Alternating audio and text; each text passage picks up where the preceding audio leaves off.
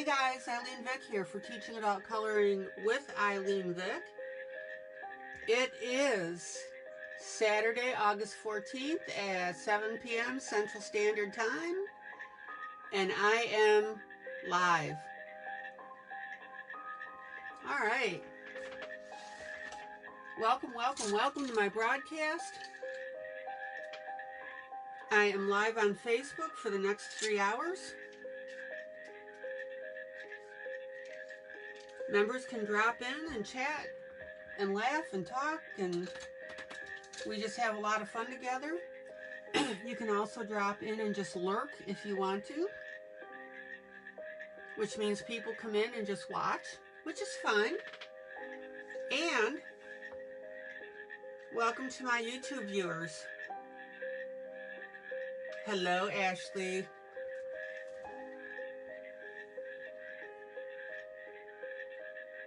And also don't forget that after I'm done broadcasting on Facebook, it goes to video. Ashley, say, oh, never mind. I can see comments.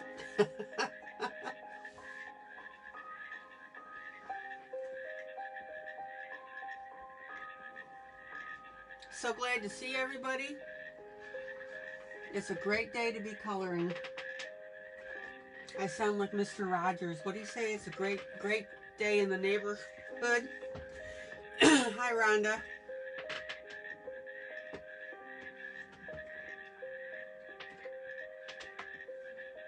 Is that what Mr. Rogers used to say? It's a great day in the neighborhood.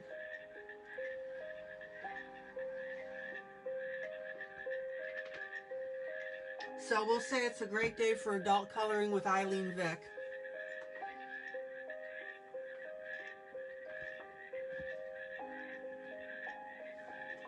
Okay.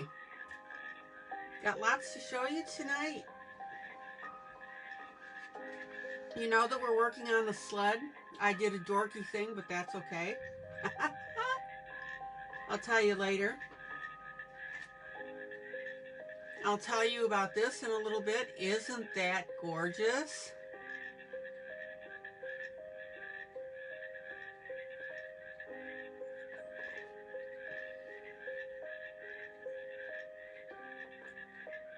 I love how this is turning out.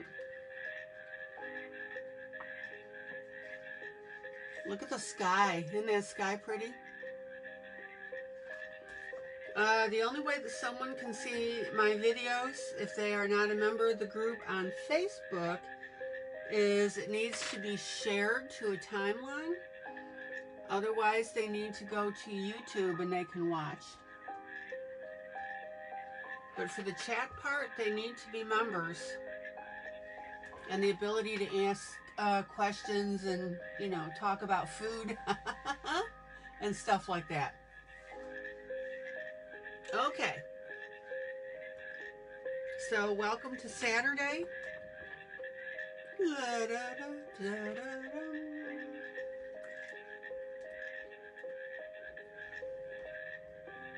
I'm sorry, you're trying what? What's I'm trying? What are you trying to do, Rhonda?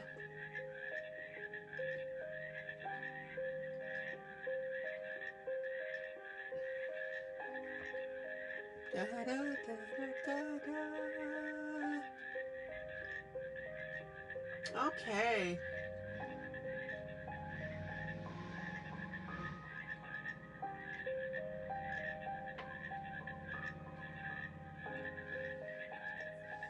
So I want you guys to see this. I'm having a lot of fun putting, oh, a friend to get her interested in joining. Okay, yeah. Yeah, tell her that she doesn't have to be a colorist. Just have her join to watch. If she's on Facebook, you can invite her. And then the request will come through and it'll say, invited by Rhonda Green.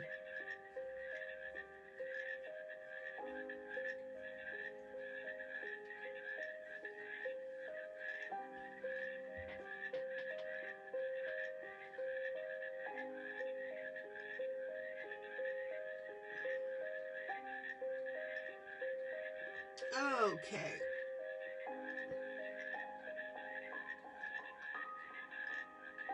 she is coloring, not on Facebook yet. Okay. So that's where she's got to watch it on YouTube.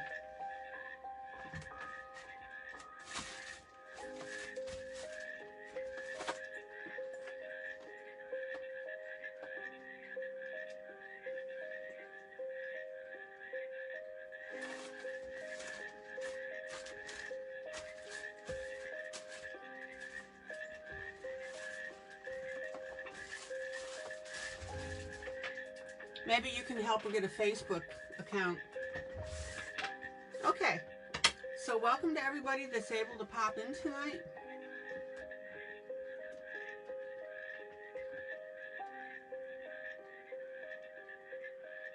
Let me calm down the frogs a little bit. So I've got several things I want to show you. Rhonda, what do you think of this piece? Do you like it?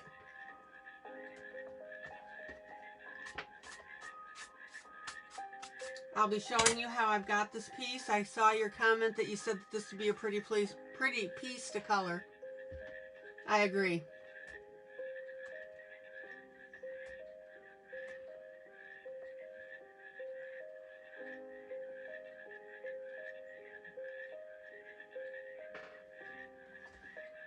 Alrighty. So let me set this aside.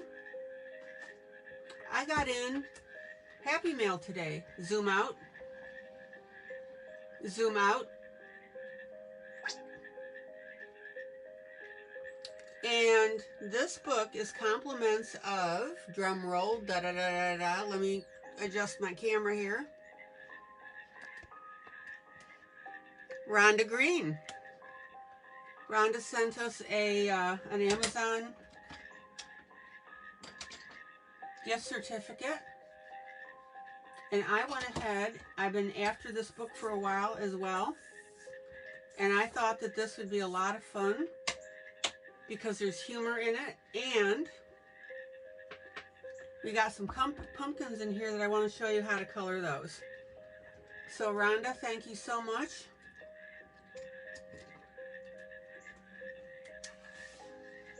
"100 Halloween coloring pages."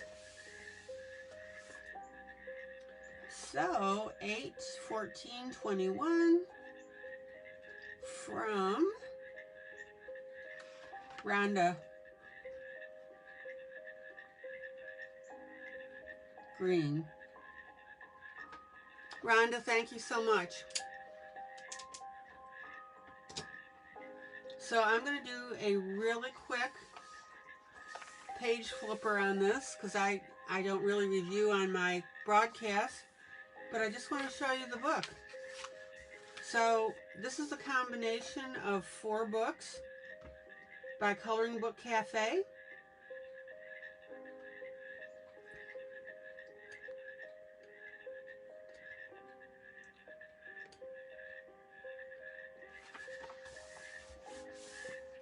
And these are really cute.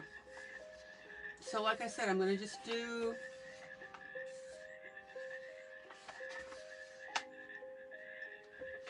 a relatively quick flip, flip, flip,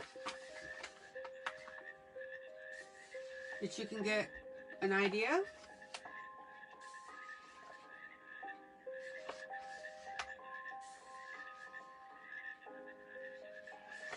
And you'll see the different styles as I switch over to book, excuse me, as I continue with the flipping.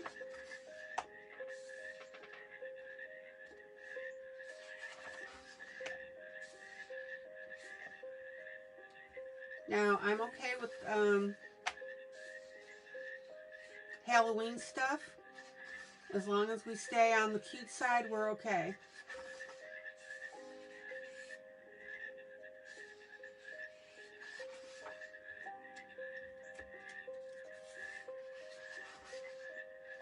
This one's interesting.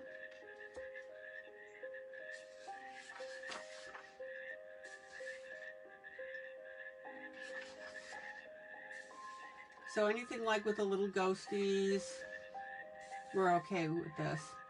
This one's a little, Okay. Trick-or-treaters. Love this one. I could almost see doing these little leaves as jewels. So like I said, I'm just going to do real quick here. Just be prompt. And if you want to take a closer look, you can go ahead and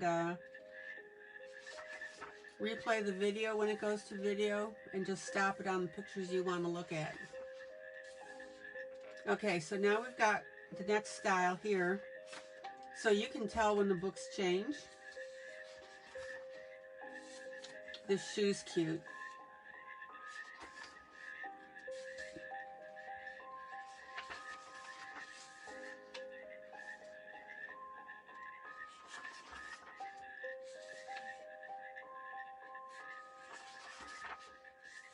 I love this boo.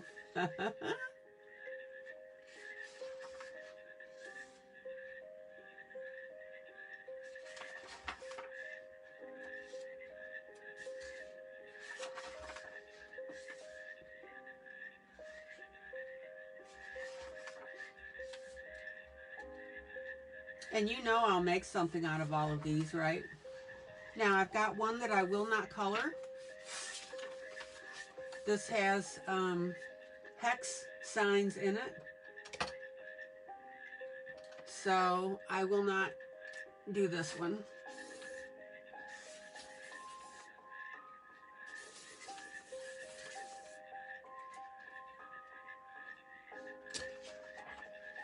So this one, eventually, oh, I can do it now. We'll go ahead and pull that one out.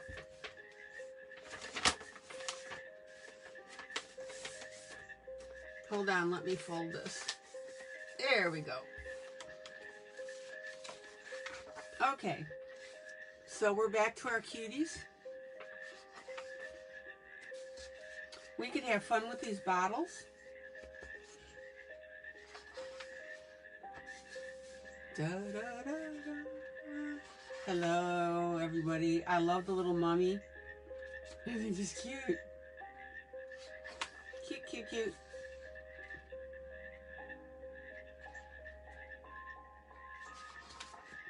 And forgive me if I didn't catch everybody when I said saying hello, because I've got my face in this book right now showing it to you. But you can definitely see the different styles. This set is a little bit more simplistic. Happy Halloween with the tongue sticking out. Putty tat. Yeah. Little Halloween cake. I'm not going to be doing pirates for a while. Oh, yeah. Three-eyed monster. I think this is another book now. It goes into a new book because they're all little cute monsters. Bone. Yeah, this is definitely a new style. Bubbles. I need to do bubbles for you guys. Not hard. Oops. Definitely could have fun with this guy.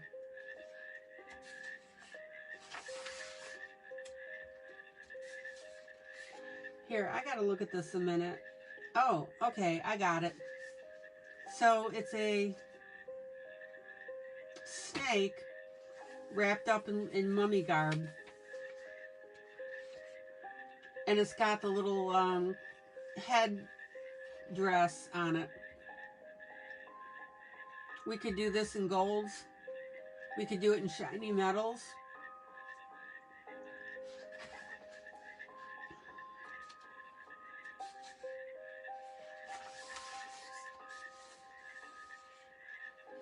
How'd you like to find that in your bathroom?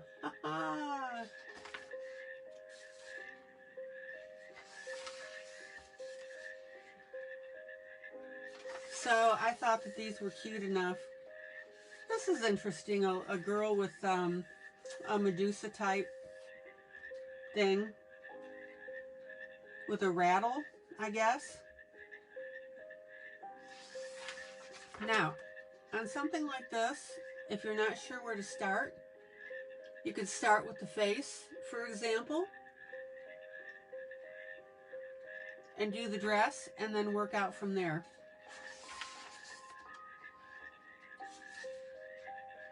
So I don't want anybody to be intimidated by their coloring pieces. Again, we can do metallic on this one. Rhonda Green is turning into our metallic expert.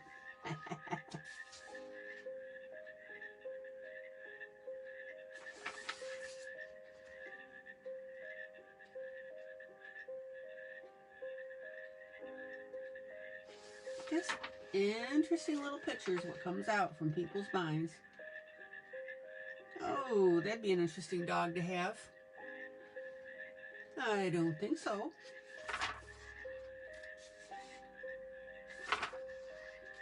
Cute. Could have lots of fun with this guy. In fact, this one was colored. Let me show you on the cover. See him right there? So that would be cute to do.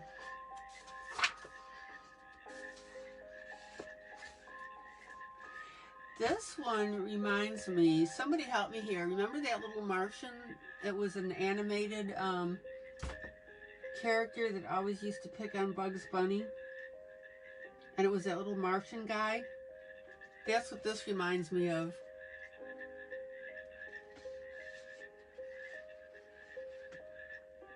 And this is really neat because it's got a really long swirly feather off the top.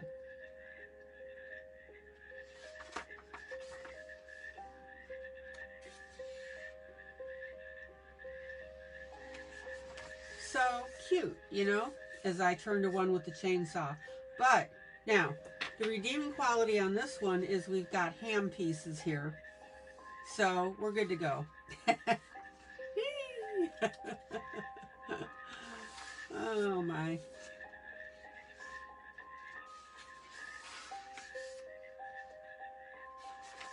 So this is 4 books in one. So this is book number 3 right here.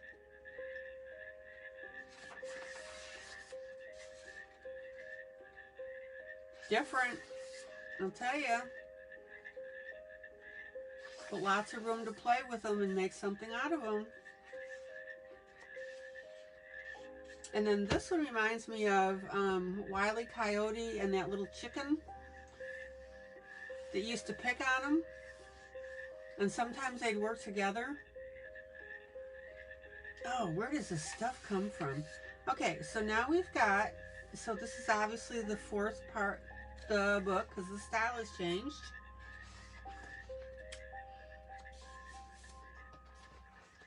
You guys know I like to show you this stuff.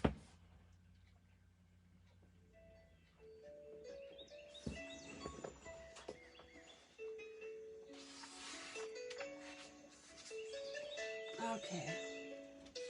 It's cute. Upside down bat.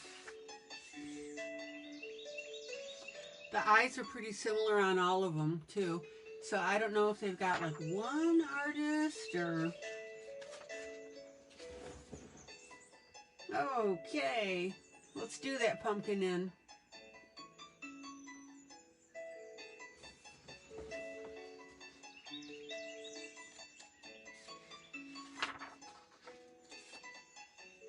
So what do you guys think of this book while I'm finishing flipping? So these are the more complicated images at the back, and again, you can tell these are all probably like little child witches type thing.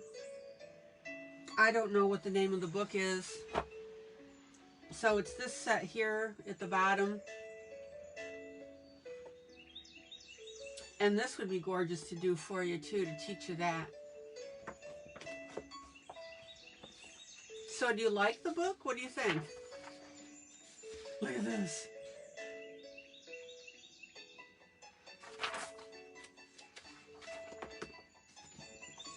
And this one reminds me of that Little Red Riding Hood that I did for you. Yeah, so Rhonda says she likes any of the cute stuff. Okay.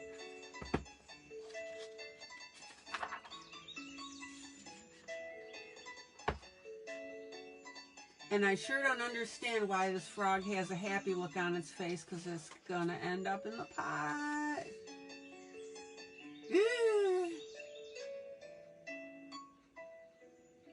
Ashley says glowing jack-o'-lantern tutorial. Okay, I have yet first book, and the Cute Witches, the first one, isn't my favorite. Okay.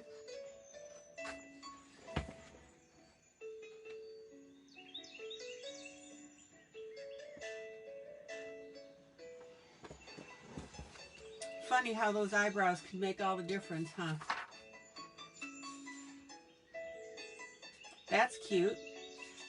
This one is colored somewhere. Oh yeah, on the front. Here you go. There's that one.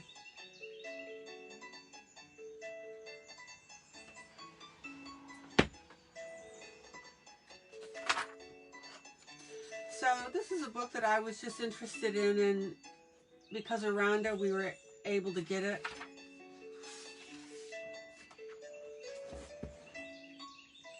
Oh, different stuff, I tell you.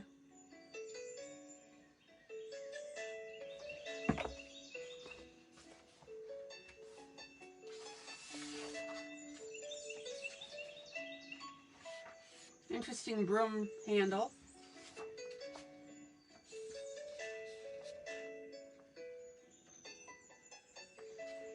I'd like to know if men or women. Now look at this one, by the way. Look at these two dots right here. What? You know? I mean, jeez, I'll have to change that up.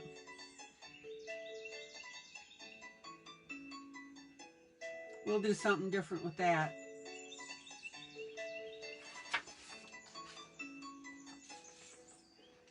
And I could almost see doing liquid pearls on this spider web.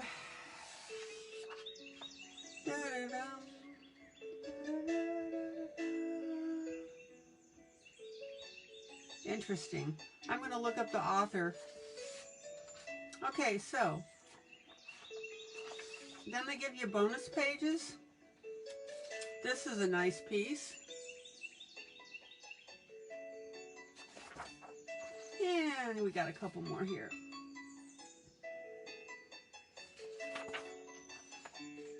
Here we've got a little imp up in the ceiling here. Up in the rafters.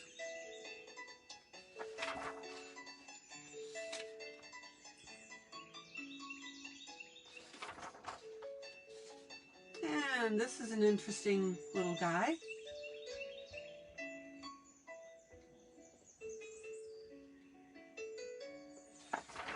And that's it. So what do you guys think? And our blank pages. So the paper is the, you know, it's okay. It's a thinner paper.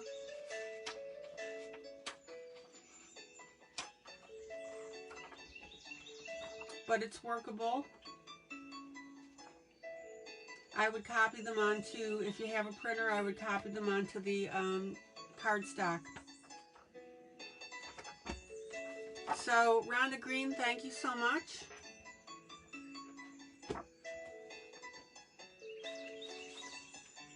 You know, I'll make some fun things out of that. Okie dokie smoky.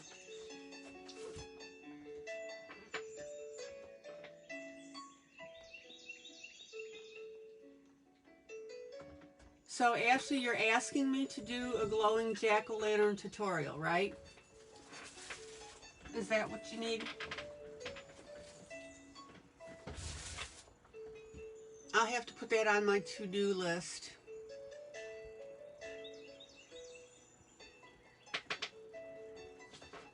All right.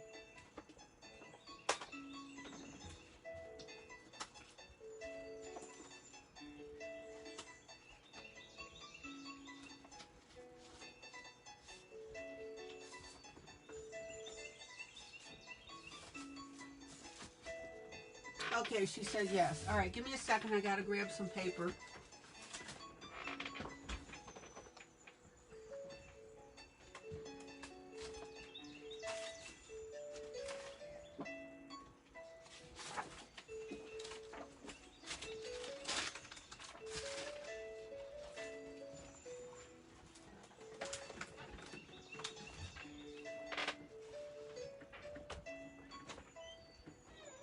Okay.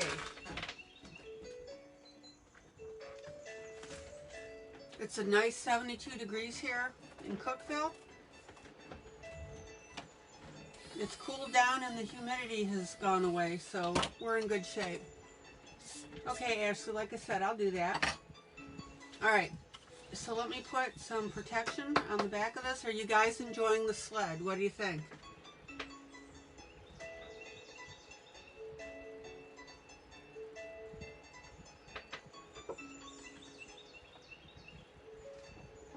And don't forget, for those of you that came in late, I will be explaining how I did this little guy. I'll walk you through it.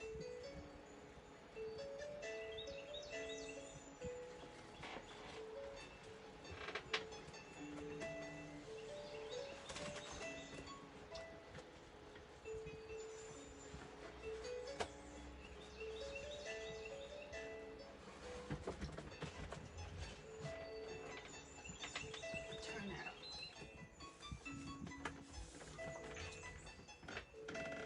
All right.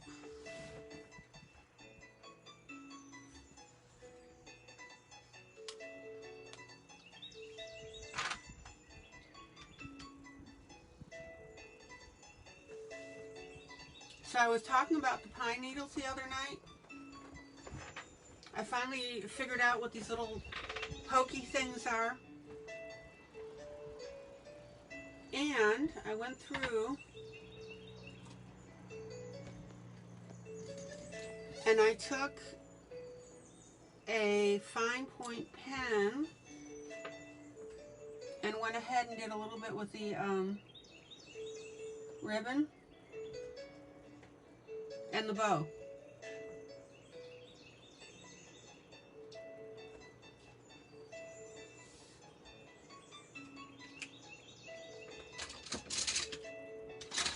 Excuse my arm. Oh, Rhonda said she found my Hello Autumn book. That's where this is from. That's where this is from. Good, good, good, good. All right. Zoom in. Zoom in. So sit back and relax. Doesn't matter if you are a coloring enthusiast or not. We want you here just to relax.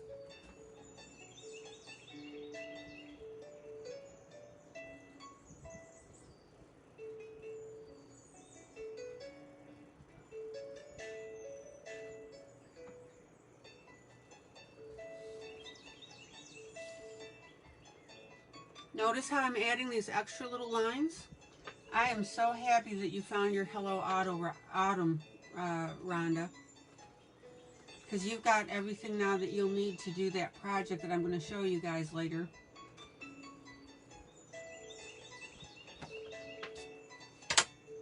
Da-da-da-da-dum.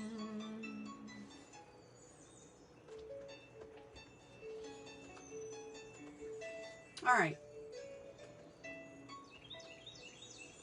So I'm going to go ahead and work on this bow. Bow, bow, bow. Hey, boo-boo. And let me move my camera just a little bit.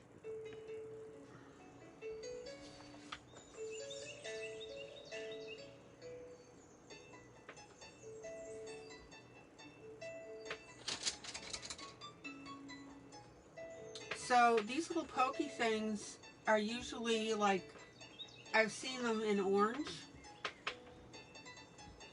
So I'm going to go ahead and do these in orange as little decorations. Oh, there that went. And we're going to do a reddish orange. So I'm going to do a light, a medium, and my dark color is will be my red. Dun, dun, dun.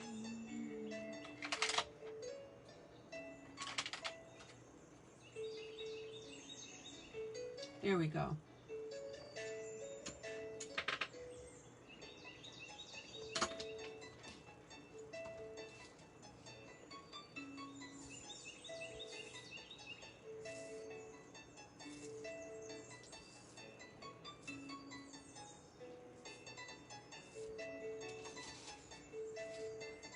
All right.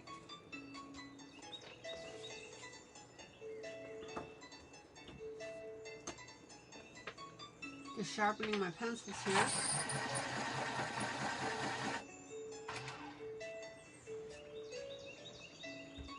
So let me show you what I have in mind for these little puppies. Zoom in.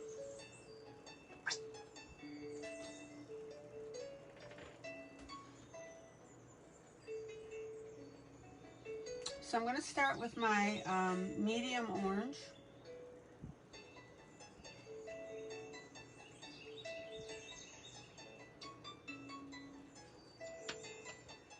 And I immediately go outside of the line.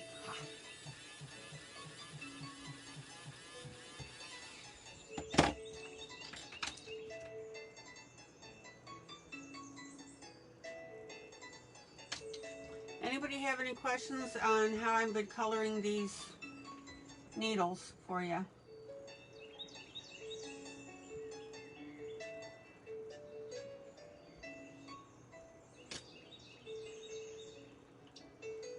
And then I'm going to go in with my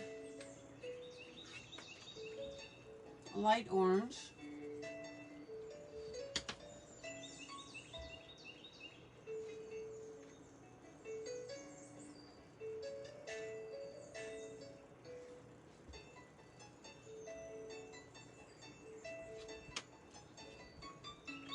And then I'm going to come in with a reddish color.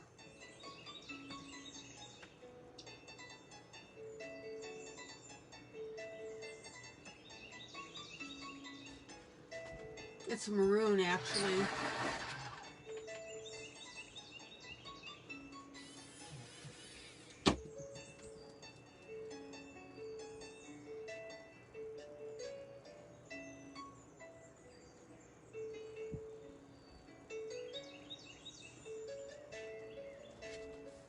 And I'm going to make the predominant color on these the maroon. Now, let me show you something here. If you ever want a color to show up more, you don't want to layer it on top of a secondary color. So I'm going to put my maroon on first.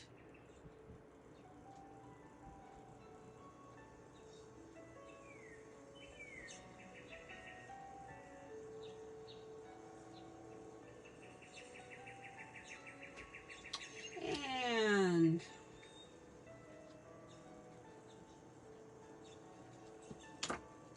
then I'm going to come in with my light color.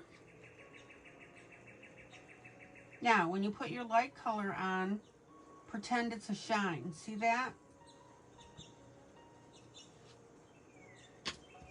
And then I'm going to come in with my medium.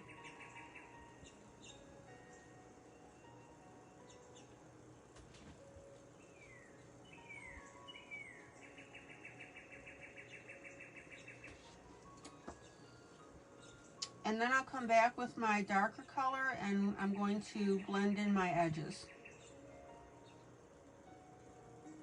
See how I'm doing that?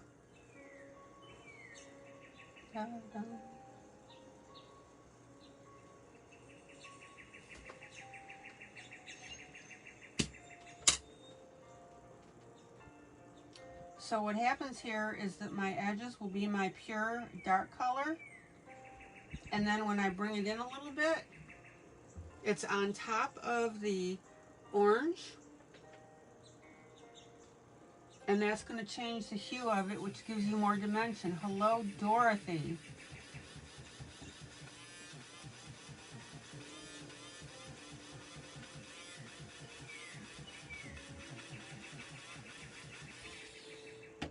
How are you feeling today, Dorothy? Other than very glad to be here in the group.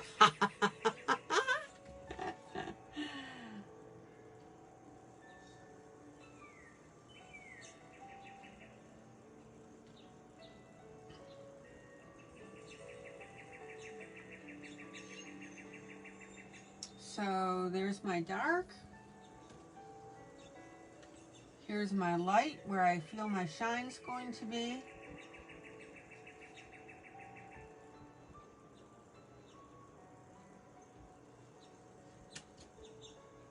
And then we'll go in with that medium.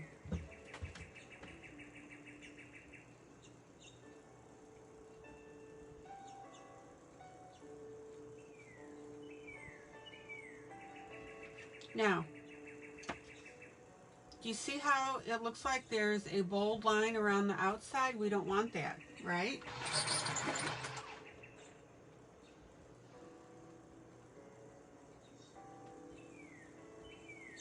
That's where we come back with the dark and we blend that little puppy in. And again, because I'm blending over my other oranges, that changes the color from the very outside where I just put it down without anything underneath it. Does that make sense, guys? I need to know. So my very outside is my pure color, and as I bring it in on top of the orange, it changes the hue of my dark color.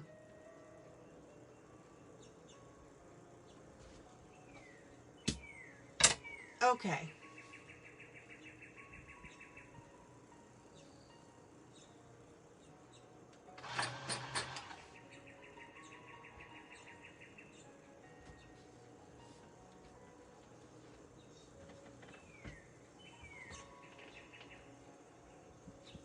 Let me adjust my camera just a tad. There we go.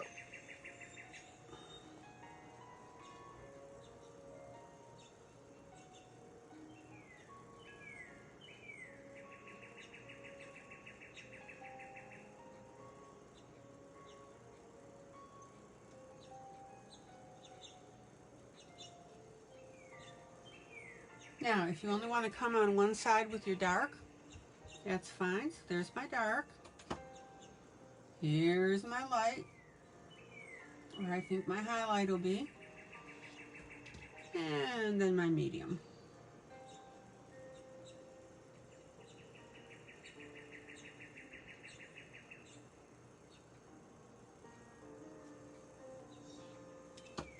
And then back with my dark, so we don't have that bold line there.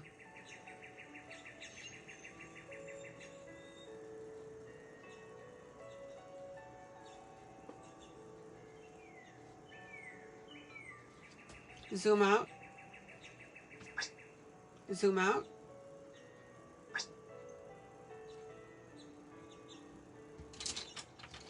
You like it?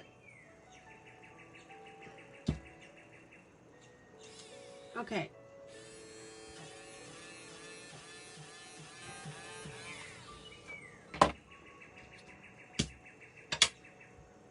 So I don't know if anybody's commenting. I'm not seeing any. If somebody would just say something. Oh, there we go. Never mind. Hi, Mary. Mary just popped in. Mary. Zoom in.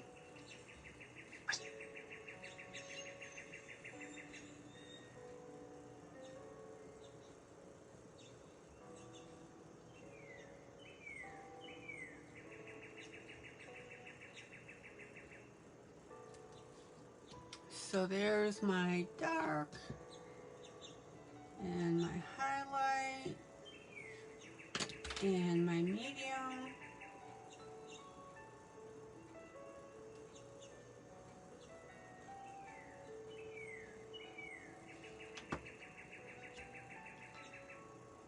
Mary just got home. Well, I'm glad you can make it in.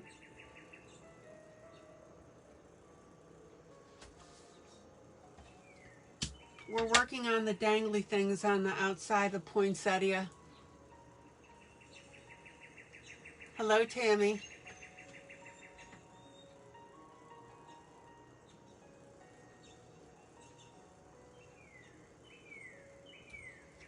Okay. Guys, don't forget to watch this broadcast from the beginning. We got a new book in from Rhonda Green. Alright, so there's my dark and my light, a little bit of light.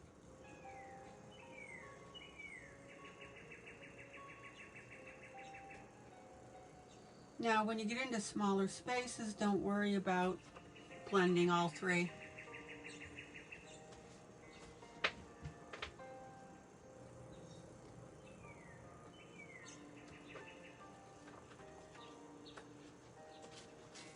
Zoom out. Zoom out. 100 Halloween coloring pages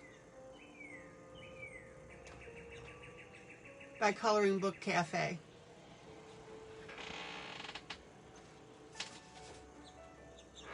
Okay.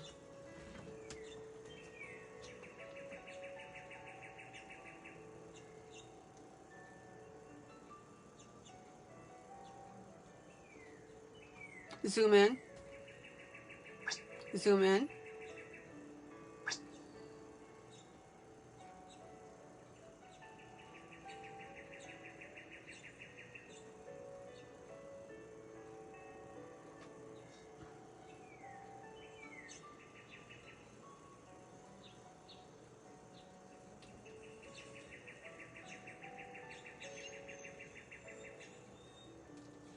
Let me sharpen my pencil.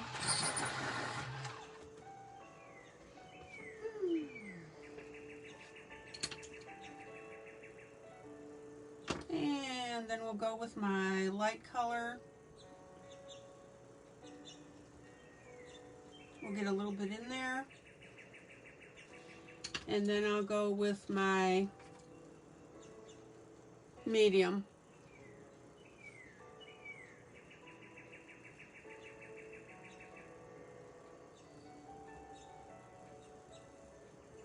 So what coloring technique does this remind you of? Somebody tell me.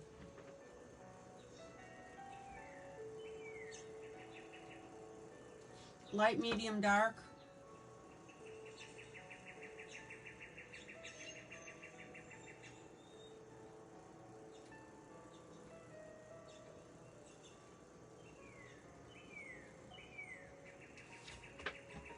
What's the coloring technique that I ask you guys to think about when you're doing line art? Oh boy, that was a big hint. Okay. Zoom in. Zoom in. I've got some undone pine needles. Little teeny tiny guys. Grayscale, that's right.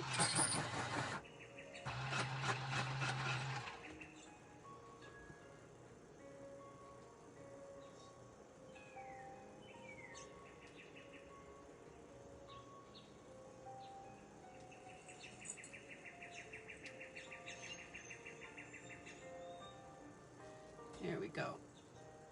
Gray, gray, gray.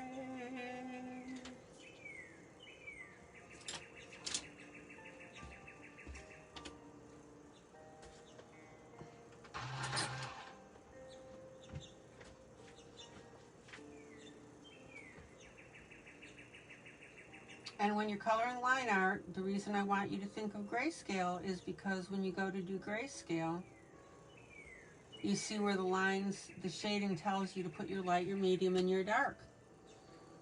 So there's my dark. Here's my light. And here's my medium.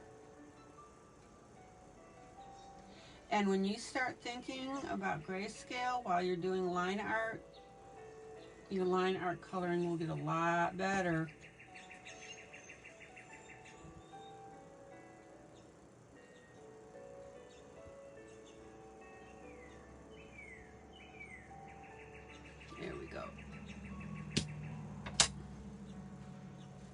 Hello, Rita from Guatemala.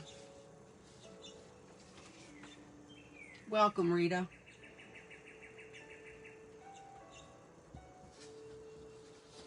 Okay. Hold on, let me get you where you need to be. There we go.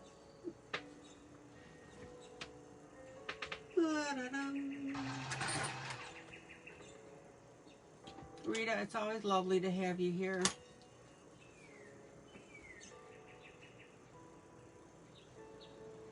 And by the way, Rita, we've got a lot of books that you can color faces on.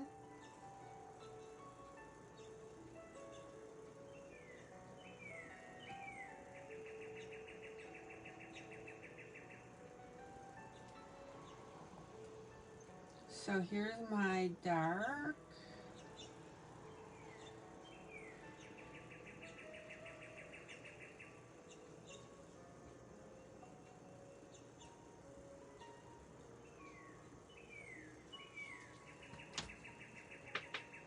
Guatemala says hi. Yeah, Tammy, I've done for Tammy and Rita, do a search on skin.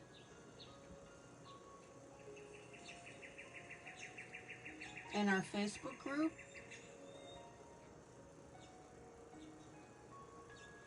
But I've done several colorings, non-grayscale colorings of faces and skin. Okay, so I've got my medium now. I have to putting my light down.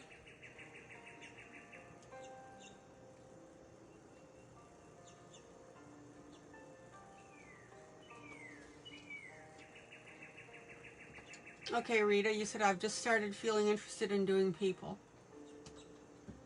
All right.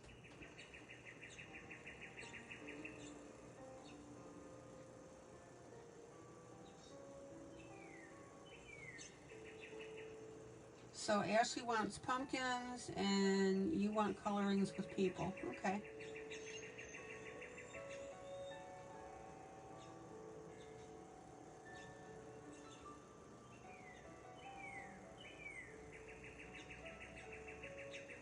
And now I'm going over with my darker shade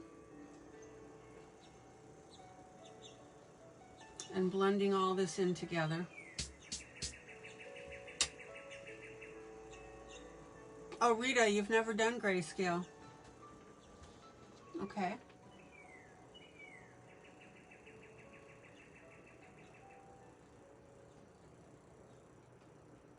I think the best way to teach you guys would be to do a grayscale face.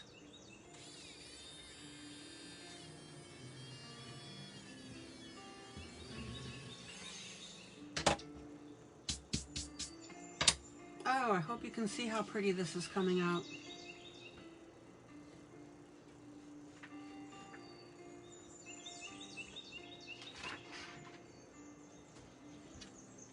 Ooh.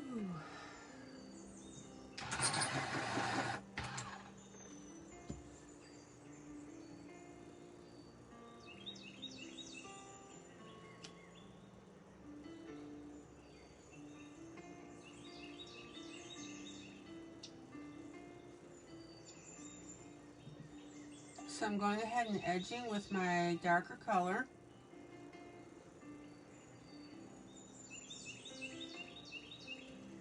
Now remember how I told you?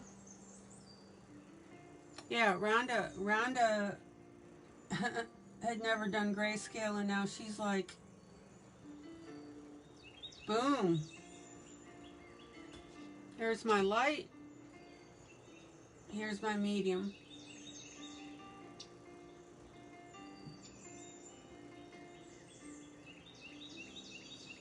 And then I'll come back with my darkest maroon.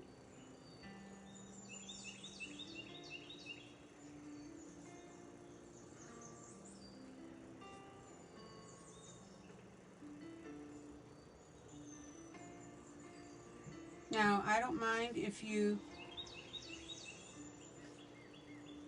go through and do a couple of the darks at the same time versus individually, because we want that uniform look. There we go. Oh, this is looking so cool.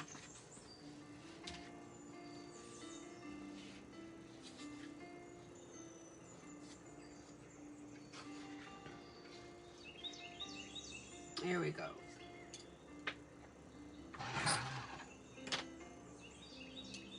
And you hear me sharpening frequently, and that's because I absolutely want to keep a sharp point. I'm on the wrong segment. Hold on. There we go. That's the one I want to do.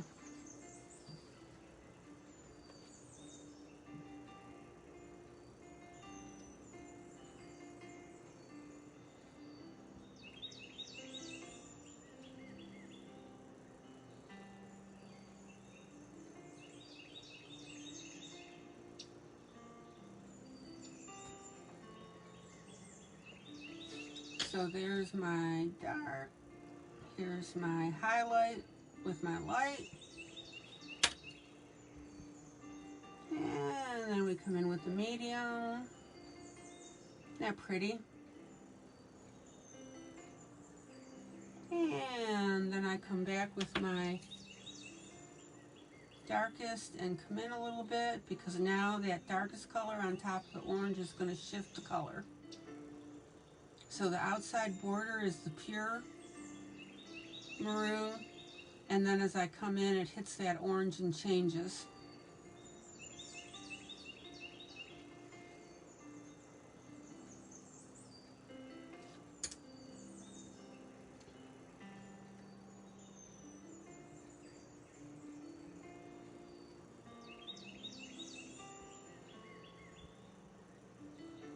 Rhonda, how do you like your charcoal pencils?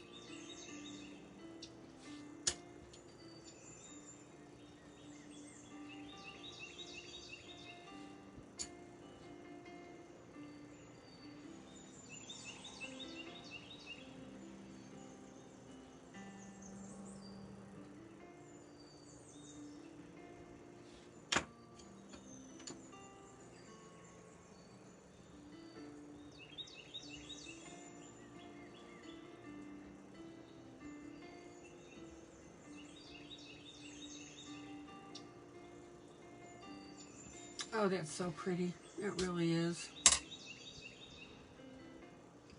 Okay.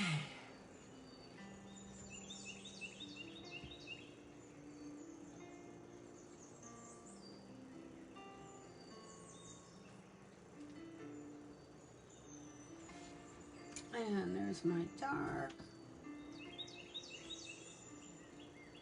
Rhonda says, I'm obsessed. I love them, and these are the cheaper Markart ones. Yep.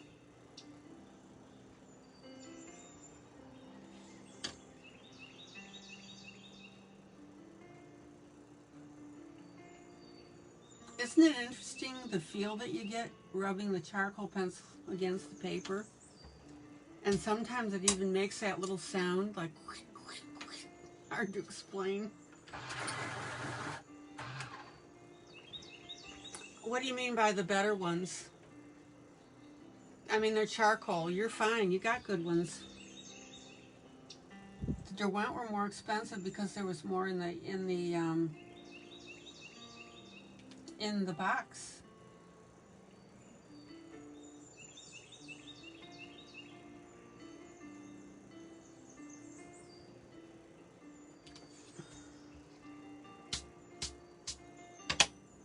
So you're fine. You've got good charcoal pencils.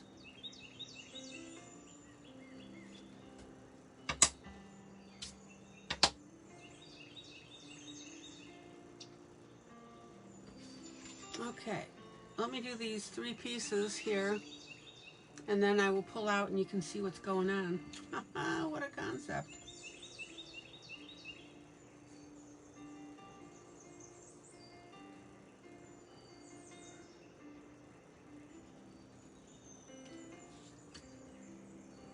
All right. There's my lighter orange. And then my medium.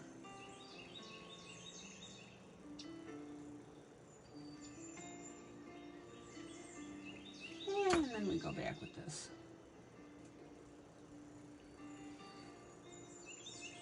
Yeah, the subtle colors are wonderful.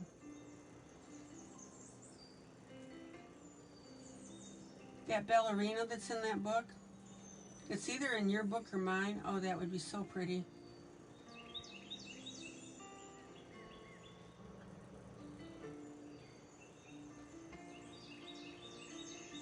And if you don't have the right charcoal colors, you use colored pencil, but you use them sparingly.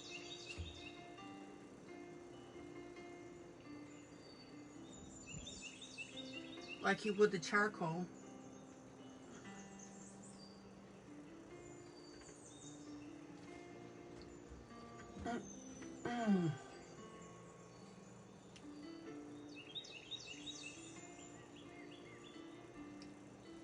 Zoom out.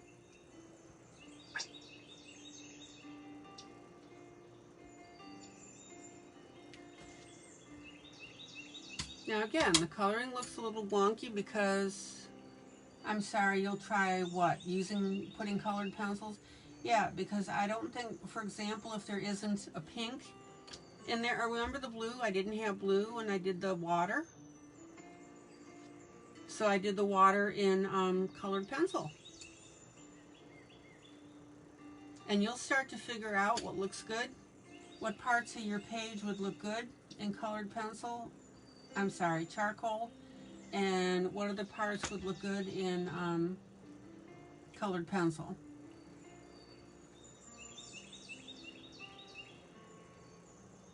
Charcoal is a whole look onto itself.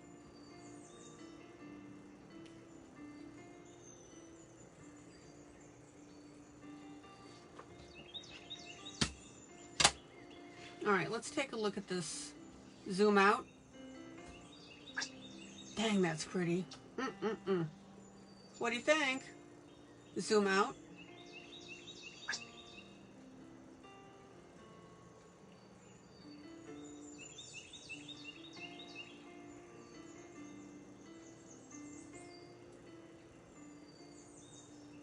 Oh yeah, I feel like a kid with lots of new toys. Oh, exactly. And that's the feeling that I have when I work with coloring supplies. I feel like a little kid demonstrating all this stuff and just enjoying it. Yeah. Thank you, Tammy. Zoom out. Zoom out. So I want that old-fashioned look.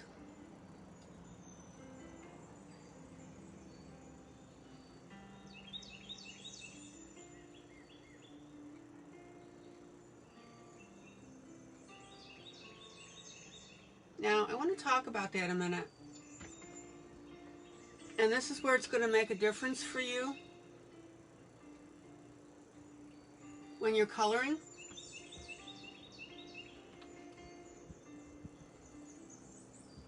Yeah, aren't those neat? I love them.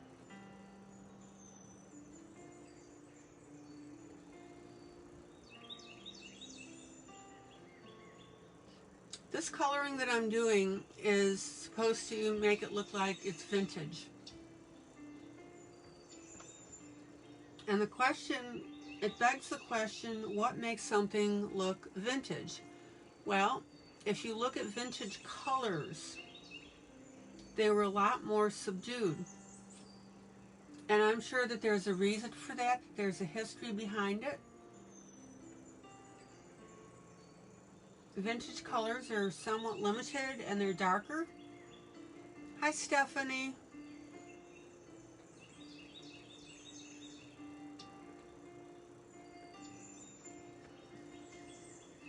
And so it's worth your time.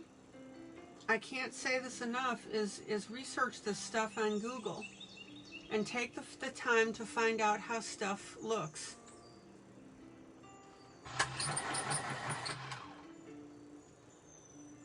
And if you do that, you will You will pull it off. You really will. I could have completely changed this and made it look modern, right? But because of the colors and patterns that I chose, it looks like it's vintage. By the way, my little liquid pearls, see these dots across the top? I put these on where the little nails were. I used a grayish green, and when I run my finger over them, they feel like braille because they stick up and now they're dimensional.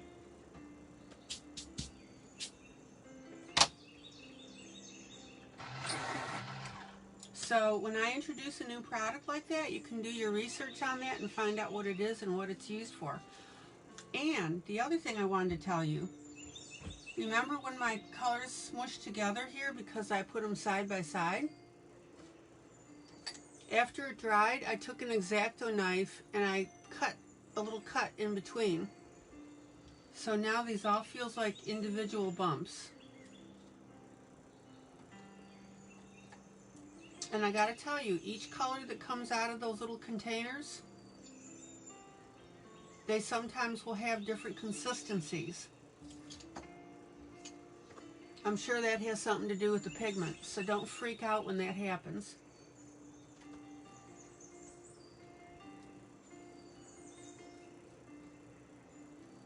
Okay.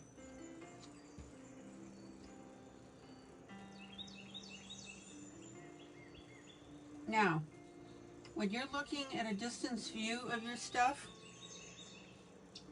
this is where you could tweak a little bit.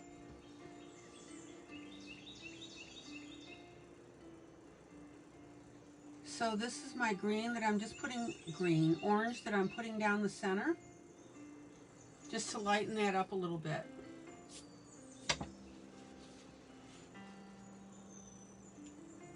Now, all these colors that I'm putting on here to look vintage, they're rich. They're very subtle and they're very rich. Would you not agree with that? Zoom in. Zoom in.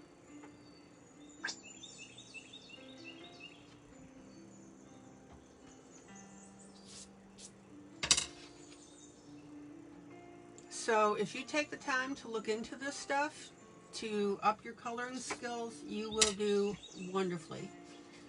Rhonda, you could do a search on Google, famous charcoal artists, and look at the paintings and see how they're done.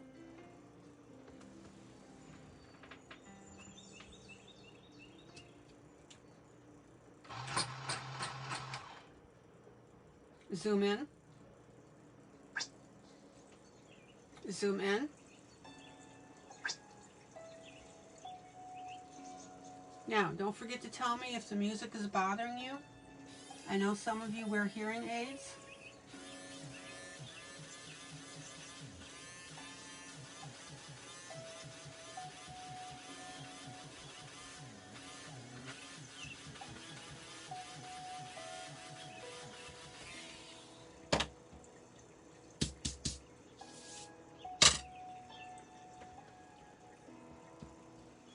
Okay.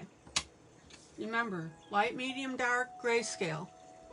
That's our mantra. Light, medium, dark, grayscale.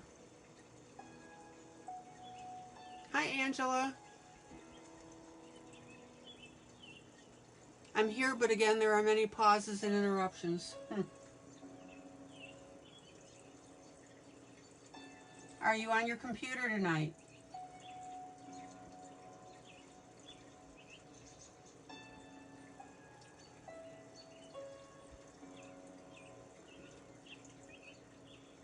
Okay, so let's get this red. Now, I'm not going to run that red all the way around. You can change it up. So this is my darker color here.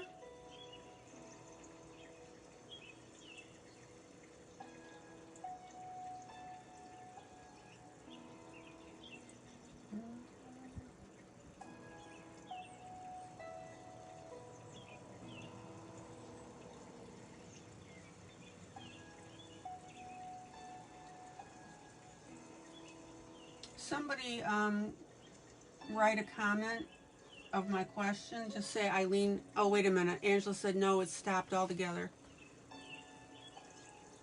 Oh, now it's stopped altogether. Somebody write a comment in the field that I asked her if she's on her computer.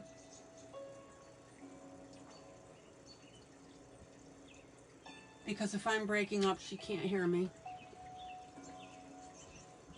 Just say, ILene wants to know. Okay, so there's my light orange down the center, or where you think your white would be.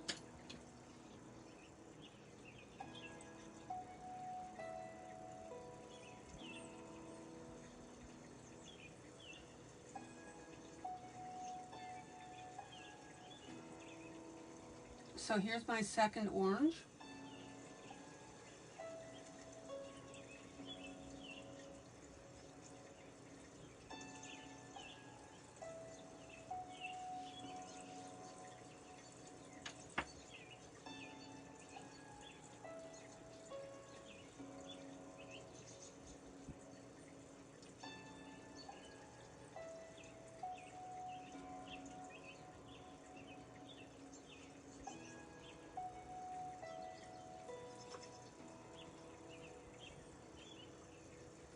And here's my, I'm back with my maroon.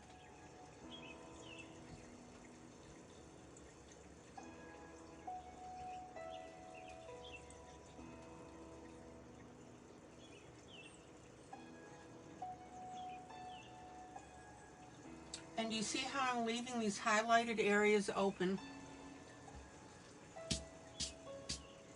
Oh, that looks so pretty.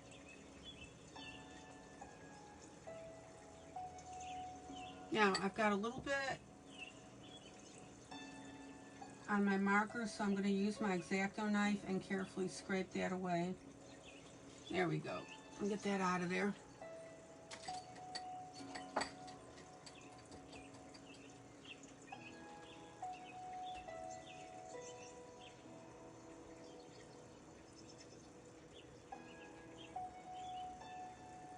How pretty is this? Okay, let's go ahead and get that last little grouping here.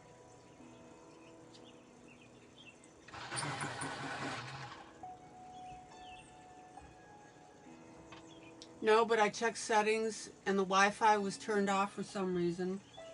Okay.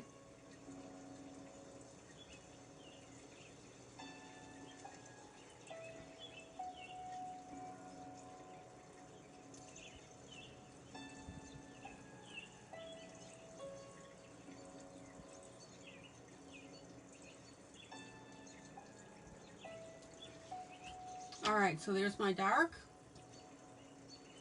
Here is my light. Orange. And here's my medium. Now, again, somebody may say, hey, why do you bother putting in these intricate colors if you're just going to color over it with your, for example, darker pencil?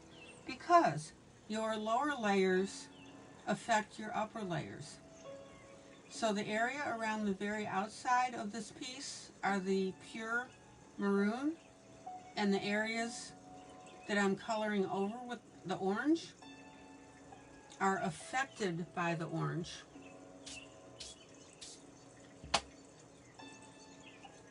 And that's what makes it look really cool. All right, zoom out.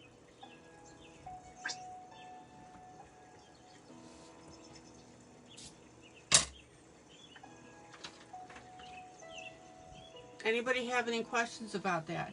And then I'm going to take my white Prismacolor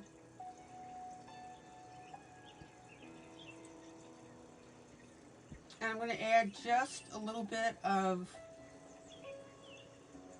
the white on top.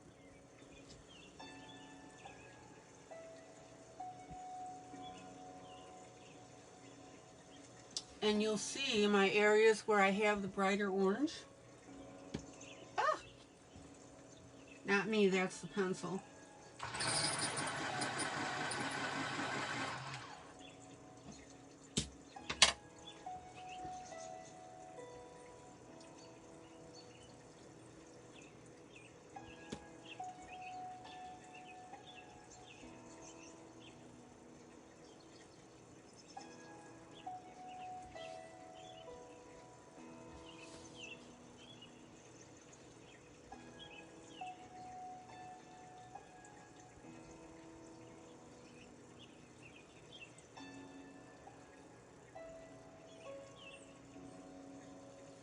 Everybody see how that white in the center is kicking this up?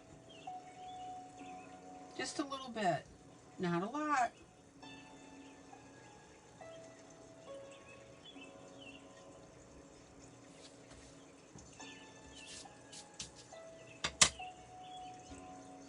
Zoom out. Well, the other issue, Angela, is if your husband gets on the computer at the same time, that's taking up bandwidth. Are you on your iPad right now or your computer? Which one? Zoom out. Isn't that beautiful, guys?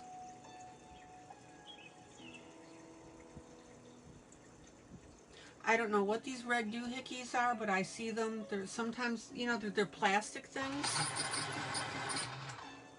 And you guys notice how this liquid pearl stuff is shining? You can see the shine on top. Look at that. Isn't that cool?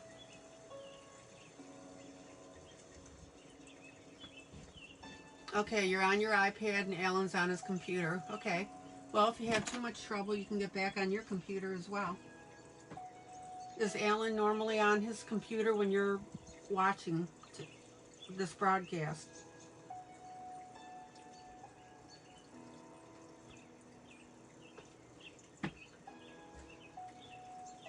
Liquid pearls are wonderful. Angela, hi. Doggone it, Angela, you keep disappearing.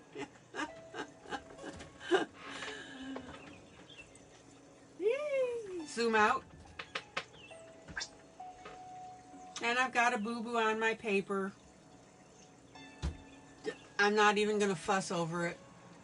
Hey, hey, hey, Angela is here. Angela, why have you not been here lately? Please tell me if you can. Okay.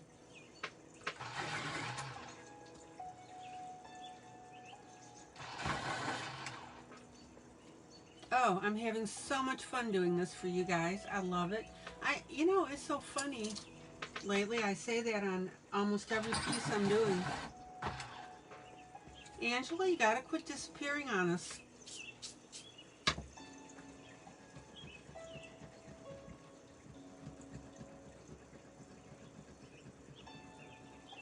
I'm gonna say this politely. Knock it off.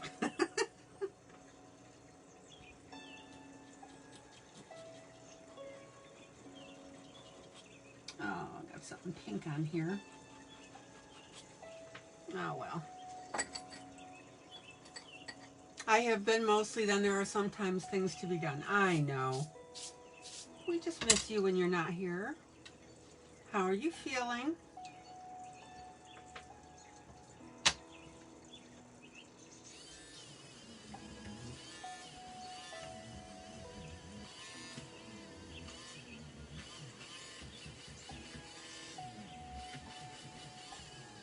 Well, I just hope my laptop Windows 10 isn't working with my PowerPoint. Feeling great, thanks. I miss you all. Okay.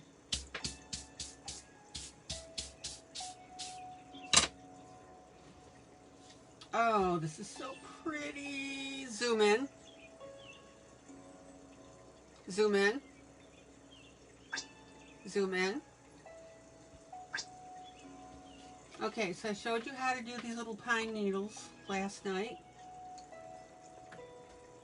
So I'm not going to spend oodles of time on this. I'll just go ahead and color this up.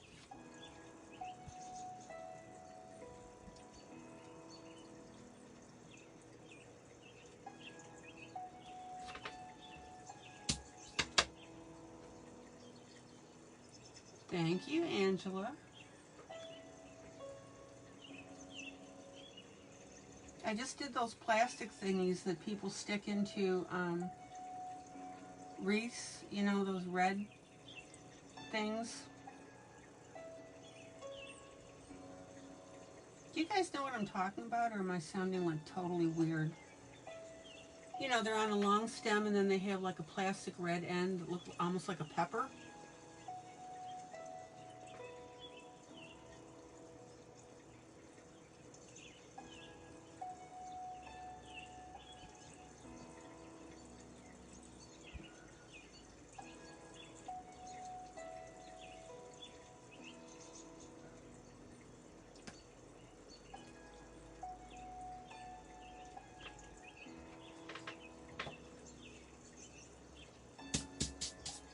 Angela Lyon says she knows what I'm talking about. See, now I'm going to have to find a picture of it and post it and say, this is what I'm talking about. So you guys don't think I'm weird. Well, you know I'm weird, but...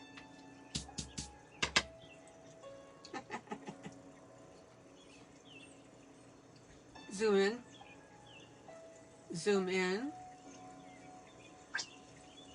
Annie says, don't mumble, ILene, and then I can carry out what you need. Annie's the name of my camera, if you're wondering about that.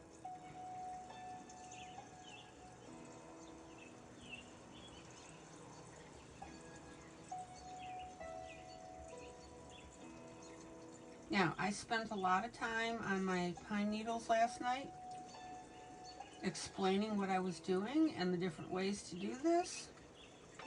So tonight, weird in a good way. Weird but nice. That's what people say about me. Weird but nice. Well, as long as I weird in a good way, we're okay to go, right? See, I just vindicate the best. Ashley says the best way, I prefer eccentric. See, you guys, you use me to vindicate that weird is okay.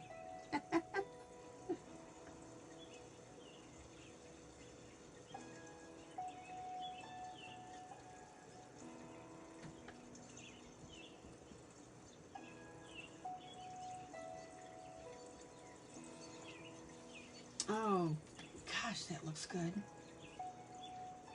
Tammy says she's weird too. Yay.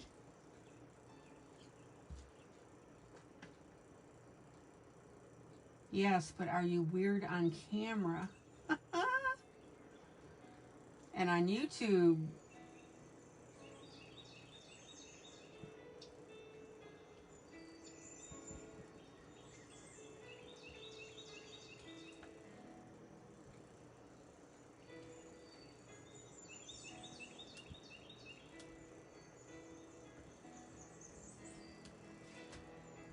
Can you guys hear? Why be the same as everyone else? Be different, be yourself. Yes.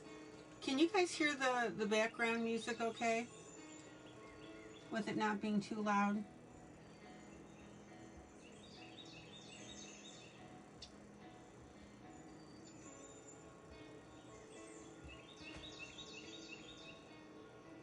I got rid of the harpsichord because I think that was bothering a couple people with hearing aids. Fruit Loop in a world of Cheerios.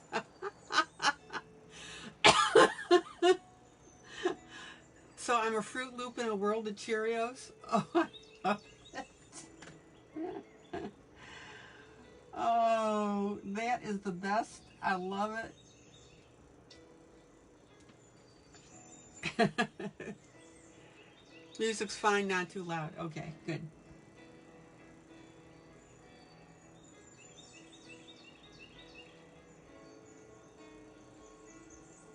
Oh, I love that. Fruit Loop. I'm a Fruit Loop in a bowl in a world of Cheerios. Oh, that makes my day. It does. It does.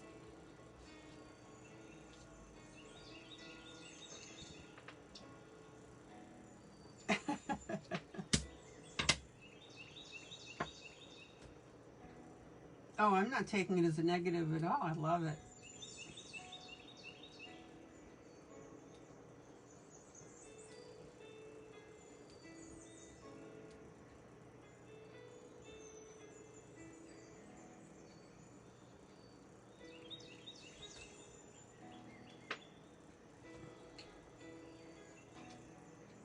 Let me see if I can find something.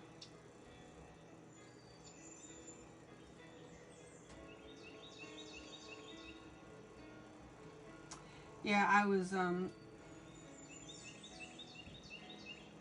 watching Big Bang Theory, the comedy, which really, it's anti-Christian, but that's another story.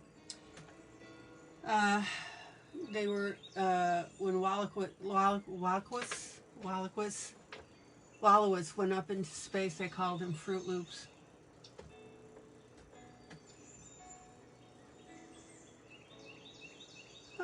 Okay.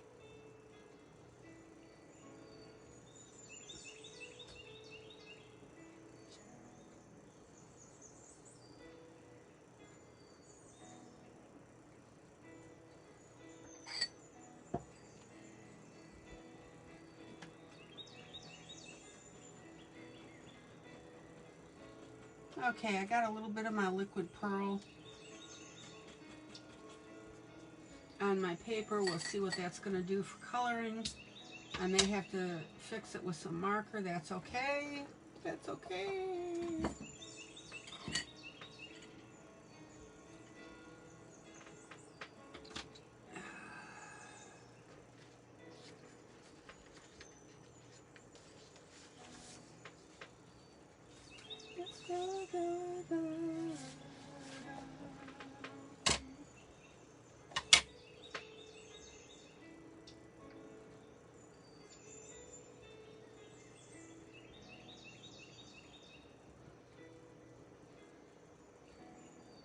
Yeah, unfortunately, the Big Bang Theory, they mock Christianity a lot.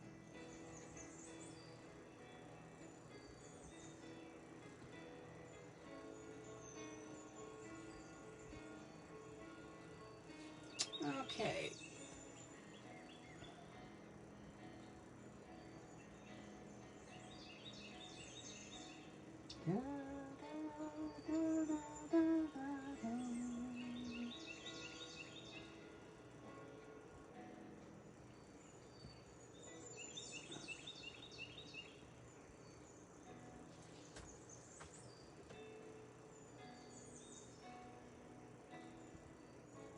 All right. Everybody see how this green is coming out?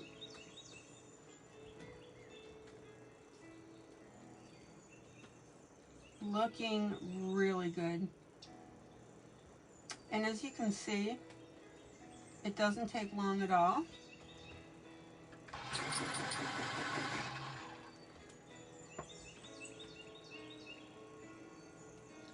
Yeah, but they've even mocked Sheldon's mom.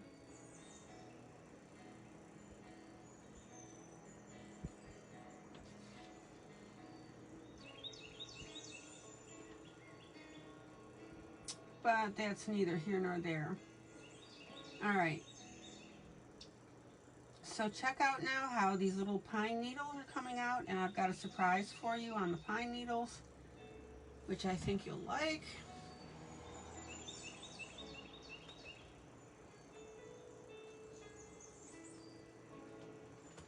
And again, don't get fussy. Let me change that. Don't get too overly fussy with your needles here, but be fussy enough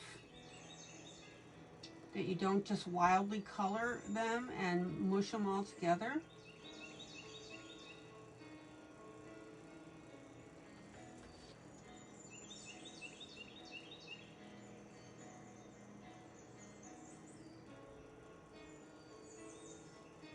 Oh, you definitely have to be that one alone, and well, and you're not alone, and stick up for your views. I have never, ever, ever imposed my Christianity on anyone. But if somebody, like in this group, needs prayer, boom, I'm there for you. And if any member isn't Christian, that's fine. They can just hold on a second while we do our business.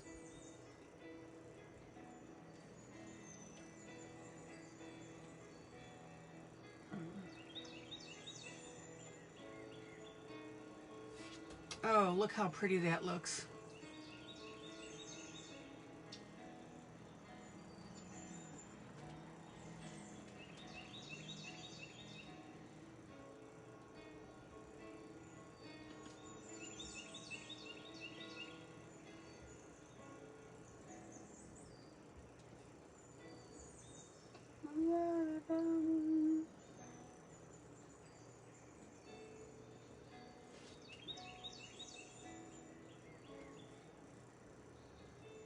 Okay.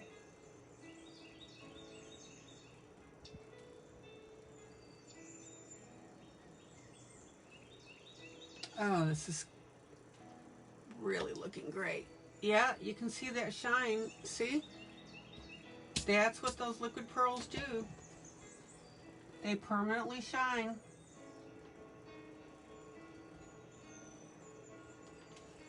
Okay, I'm almost done with this greenery.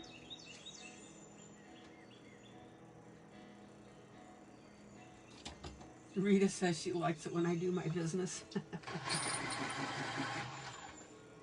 Yeah.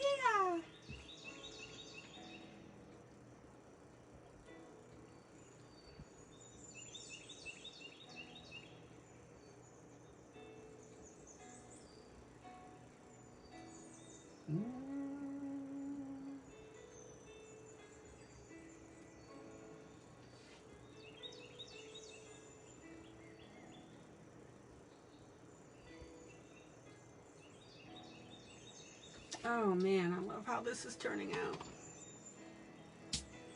Yeah, it's a sort of a berry, exactly. Oh, cool, that reminds me, look. See where they're glopped together here, guys? Oh, right here? No, that's the nail of the sled.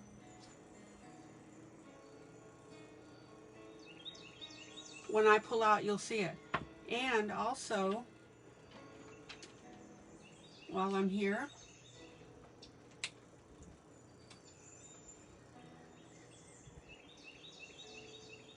let me color in the sled that's behind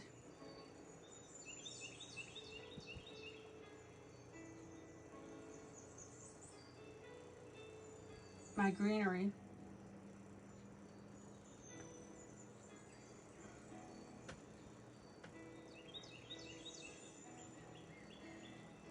Yeah, you'll see that. You'll see Angela C. You'll see that in a minute when I zip out. Okay, now look. Everybody see how my liquid pearls has glopped together? Part of that was because I didn't let it dry in between application. ILene, I think you missed my long question earlier. Can you check it out later? Okay. Can you scroll back and cut and paste and go back in? Okay, see how I'm using my X-Acto knife? Whoop, hold on.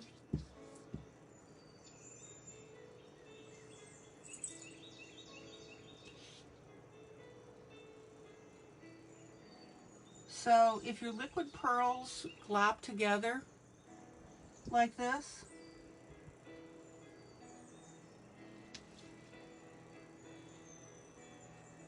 take a little X-Acto knife like this and put your little divisions in. See that?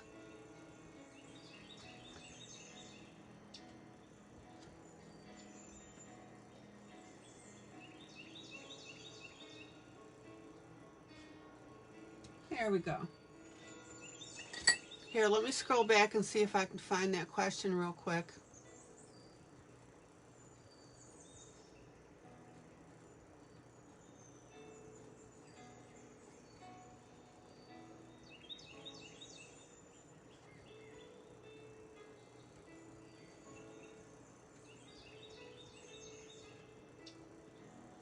Oh my gosh, I don't even see it, Rhonda.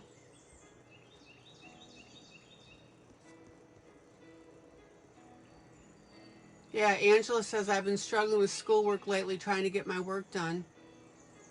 Yep, yep, yep.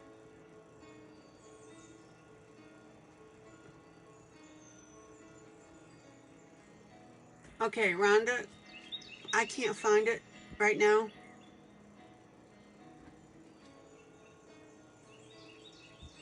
Okay. Can you retype it so I'll see it? All you have to do is select the text, right click, it'll say copy. Go into the field, and then you do a paste. Okay.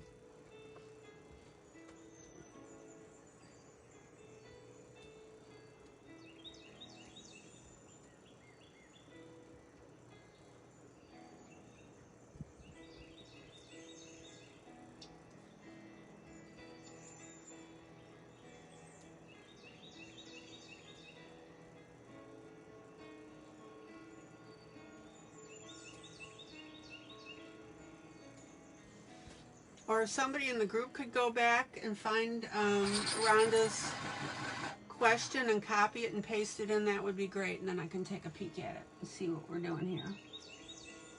Oh man, guys, look at this.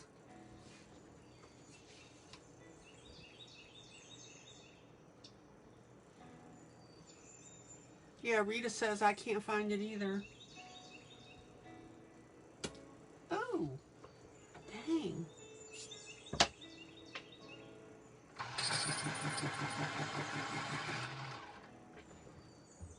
So Ashley says, I have a question, ILene. There's grayscale and line art. What are the pictures in Posh books that are very unfinished? Line art. Hybrid line art, as I would say. A lot of people are calling things grayscale that are actually line art. Grayscale is a photography term.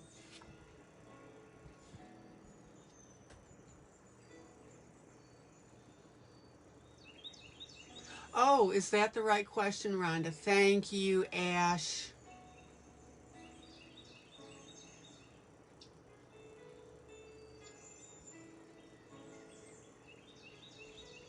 I would consider their line art. Grayscale is a photography term where a picture is taken, like Ruth Sanderson, you know, when she does her artwork, and she takes a picture, she takes that picture, and she removes all the color, and the only thing that's left are the gray tones. Angela, thank you so much. Or Ashley, thank you, excuse me.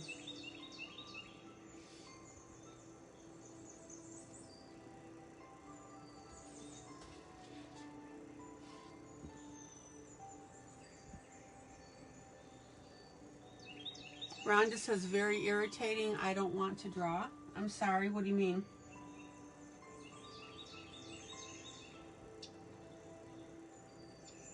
The Posh book, the Posh books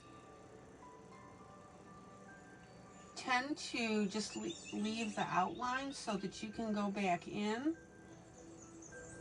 and do the coloring. So for me,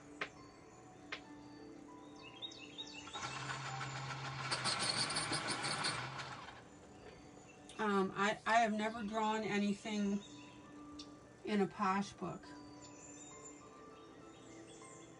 And I'm almost done with these needles, guys. And wait until you see the effect. Da, da, da, da.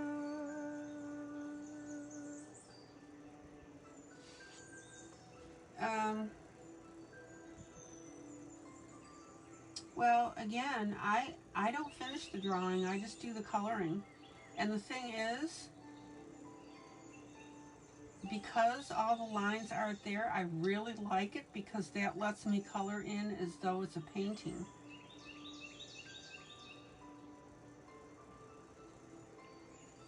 Excuse my hand. So no, you don't want to do that on your posh books, Rhonda.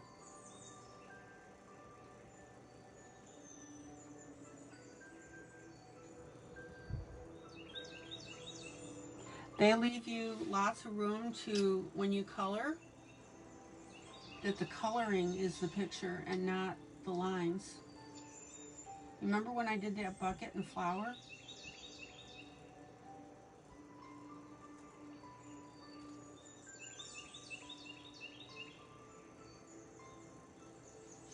All right, let's take a look at this. Kirby Rosannes and Johanna Bosford did that earlier in their books, but I didn't like that either. Okay. Zoom out. Zoom out. Zoom out. Zoom out.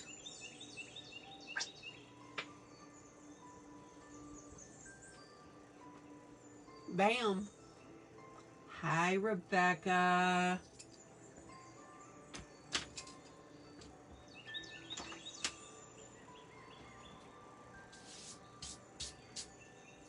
Let me get some water here.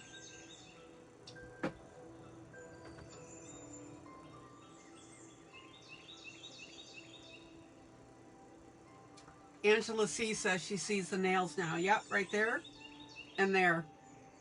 Yes, ma'am. And these ones across here.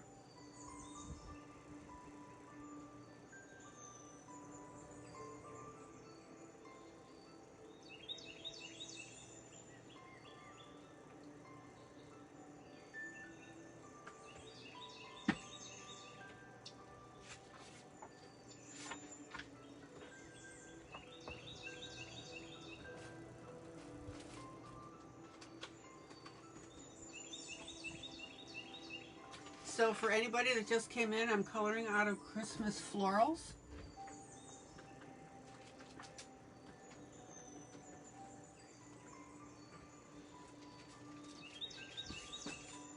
Zoom out. And that's this book. And that was gifted to us by Sandy DeSanto.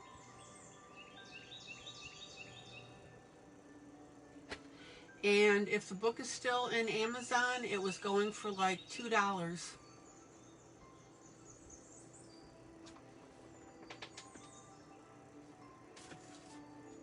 So I don't know if Amazon is dumping inventory on it or what the deal is.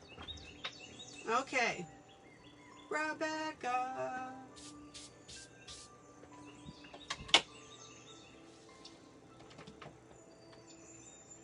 And guys, I would encourage you, if you have a book that, you don't quite like the lines on or something like that, that's the challenge to you to make it work.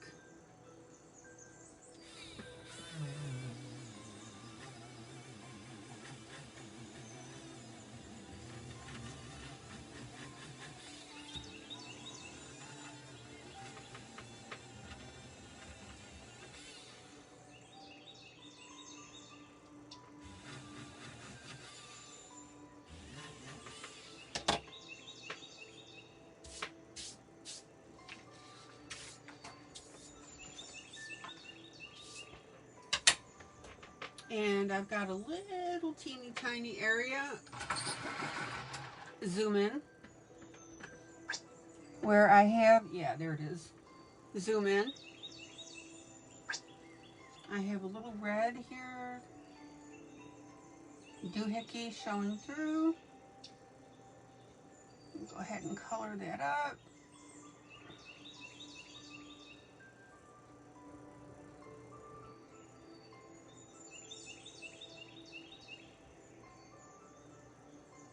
There we go. I'm debating using my Arteza pen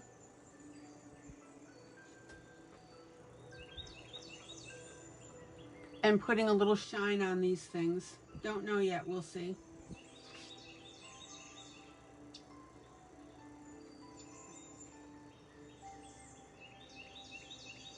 Angela Campbell, a flip through what, please?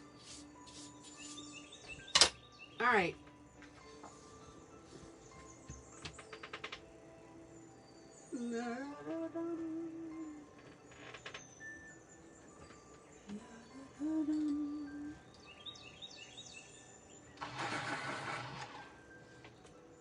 I don't know if this book, if you're talking about, oh, coloring books. Oh, absolutely.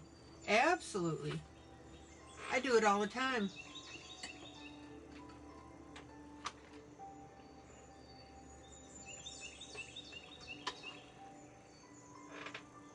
All right, let's see what we got here. Zoom out.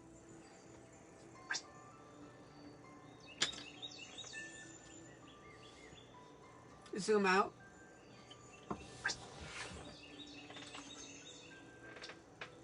So I'm going to put a little floor on here. I just need to decide where this little puppy's going to go.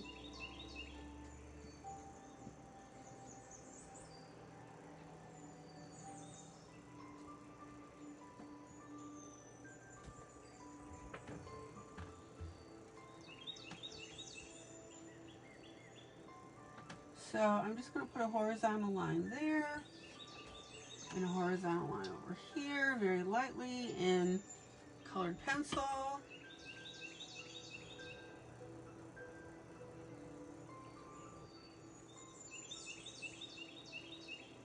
Now, several of you have mentioned that you flip out about backgrounds. Don't know why. They're an integral piece.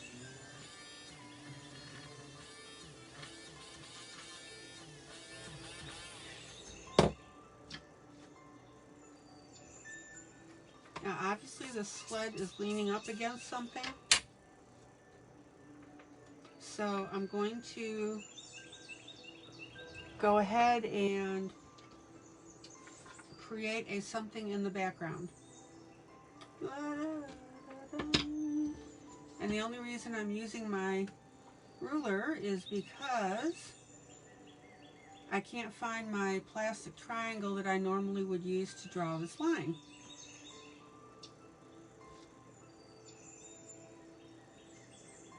And you'll see what I'm going to be drawing in a moment.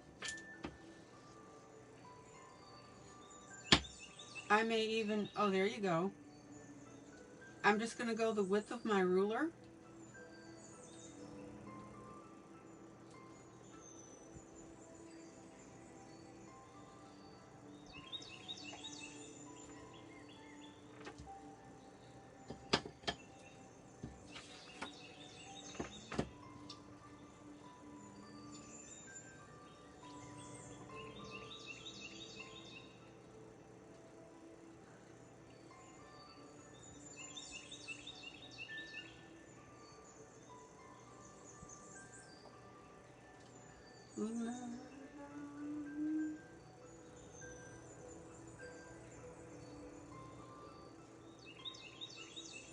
And the reason I'm not using graphite pencil, Wanda commented on this as well, is because graphite pencil tends to make indentations in the paper.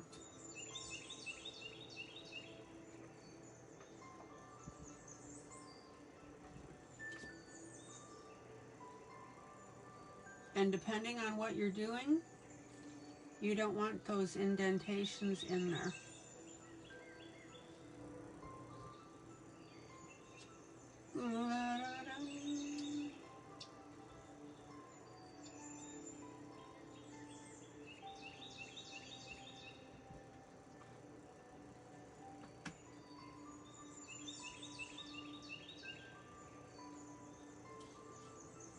Ooh, that worked out really well too.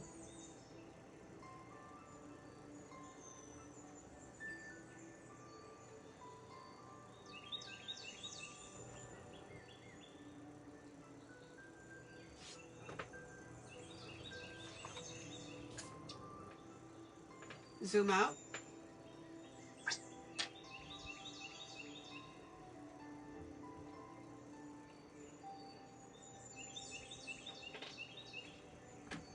All right, let me find something here. Oh. And yes, I have a red splotch in the upper right-hand corner. Oh, yeah.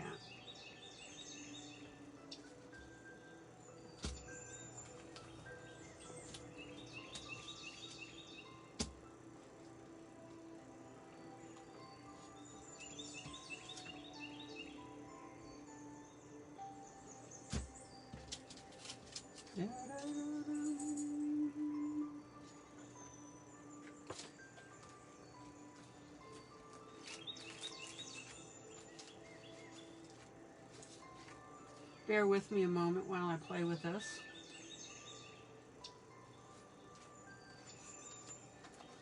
Tiny bubbles. I could put little stars in the background.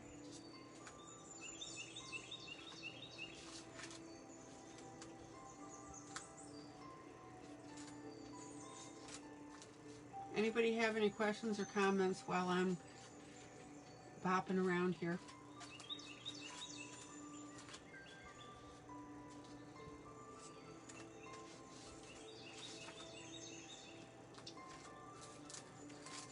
I know, you guys are all coloring. Get a little putty cat there.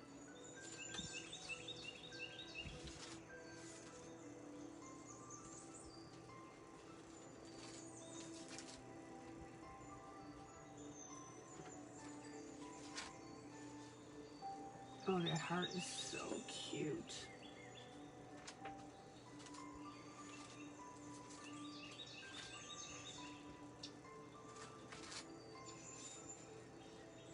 Okay, never mind. Never mind. I'm going to use my slice knife that I purchased. And I'm going to show you how to use it to add a textured background. Rebecca says she's working on a double Kirby Roseanne's.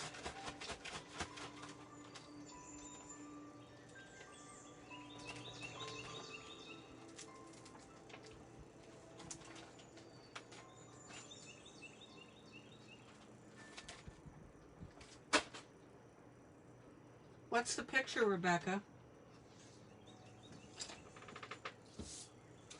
I think Angela was asking how to use a slice knife. Was asking what it was and how to use it.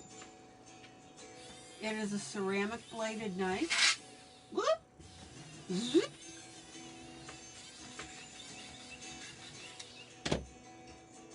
What kind of pen is what?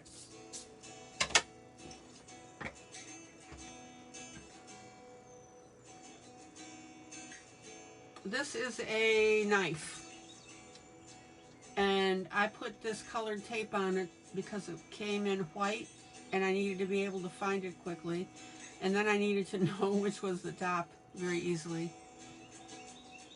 The Periodactyls from Worlds Within Worlds. Okay.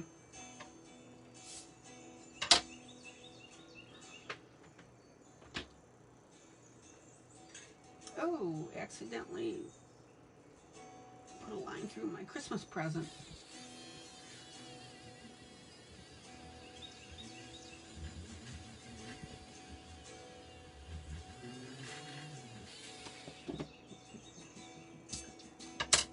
Okay.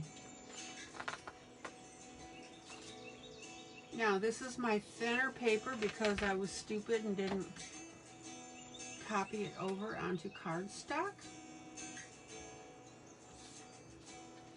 So sometimes the effect doesn't work as well. Zoom in, zoom in, zoom in, zoom in. So what I'm going to do is I'm going to work on this spot right here. And what you do is you take your blade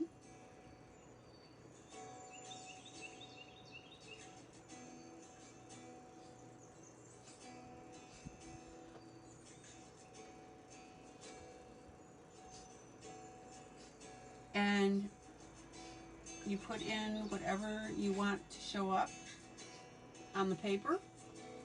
Zoom in. Can you guys see these cuts that I'm making in the paper?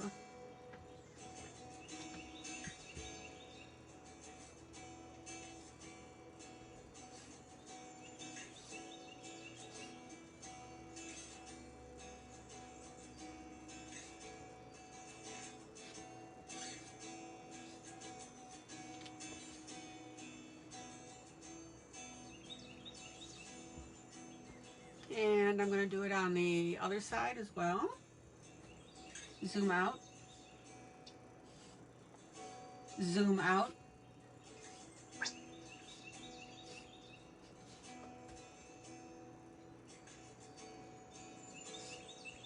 And the purpose of doing this, anyone care to explain why I'm doing this?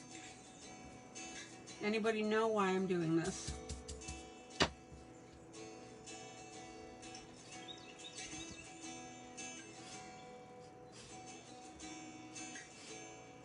What's the effect that I'm after?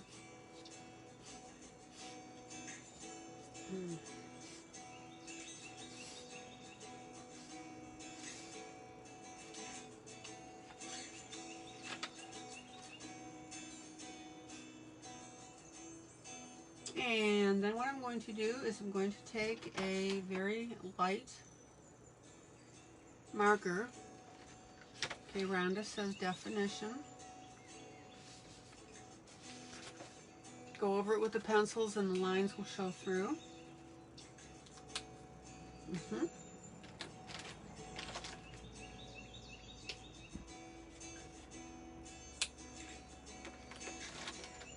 Actually, instead of pencil, I'm going to use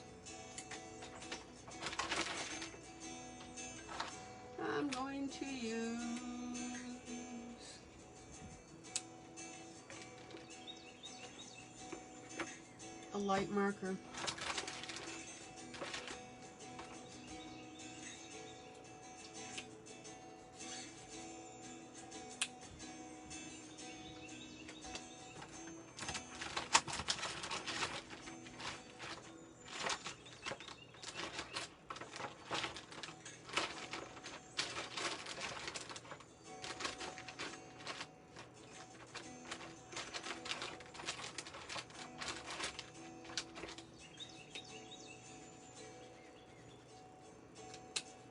Give me a second while I find that, the one I want.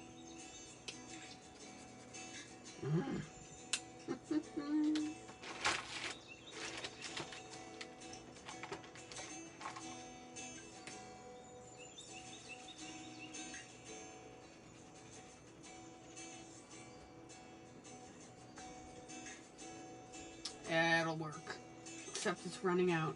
Okay.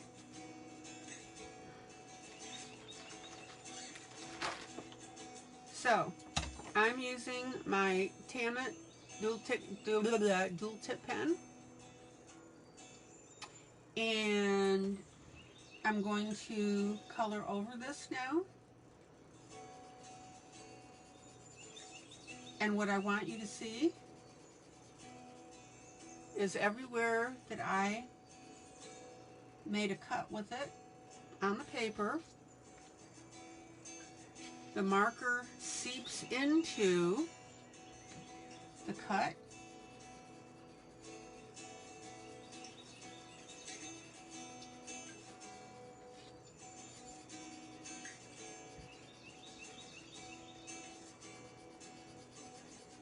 And it goes darker.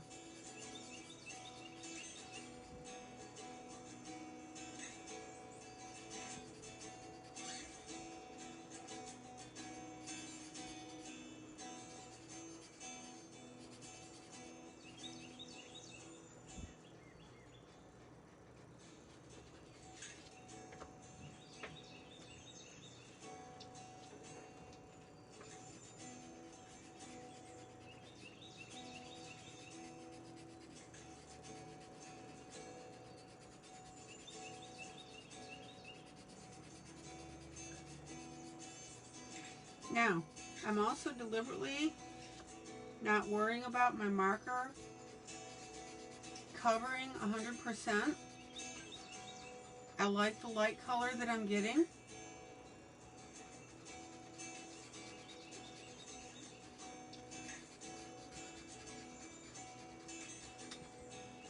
And that wood look. Anybody have any questions or comments about this technique? Has anybody seen it before, other than here in the group?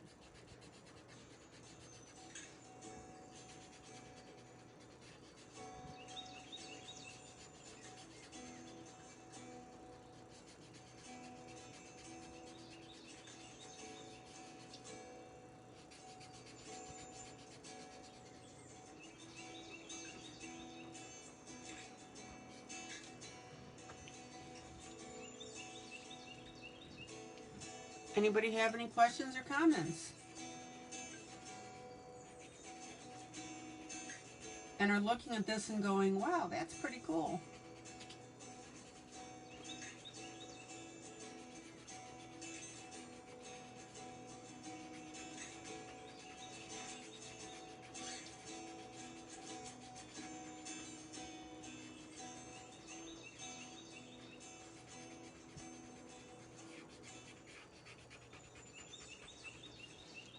Zoom out.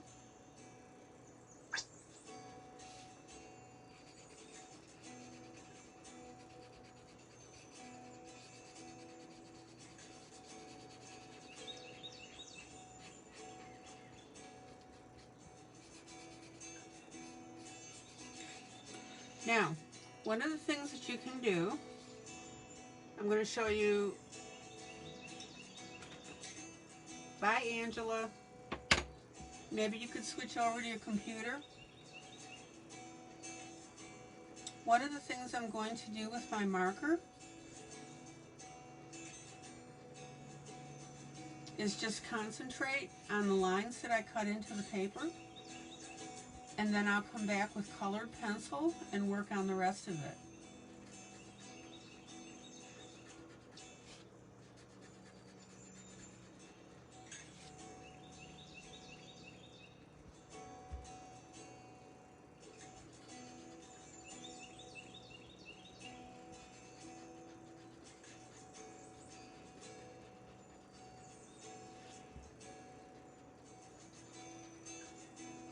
So Rhonda, there's a little tip for you there,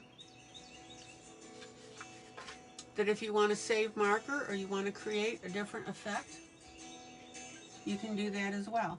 Now notice that not only am I going with the cut, but I'm also scrubbing a little bit.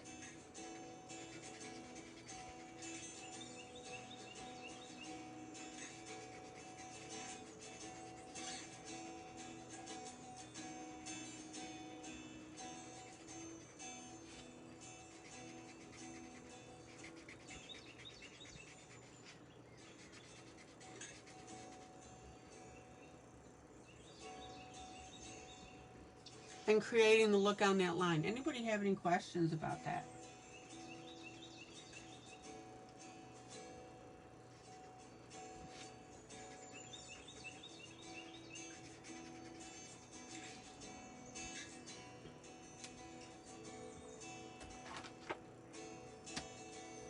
Let me check something here.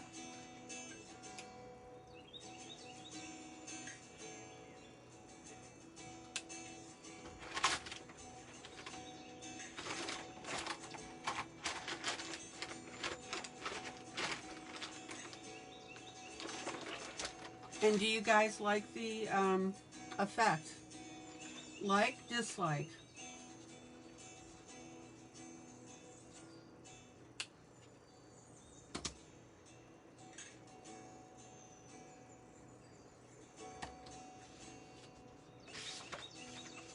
So there's a new technique for you.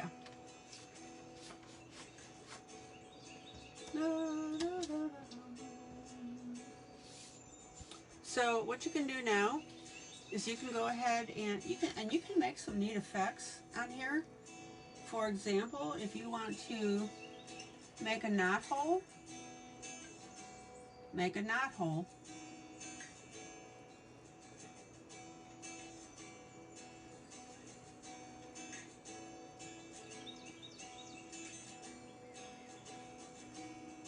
I'll show you that in a minute.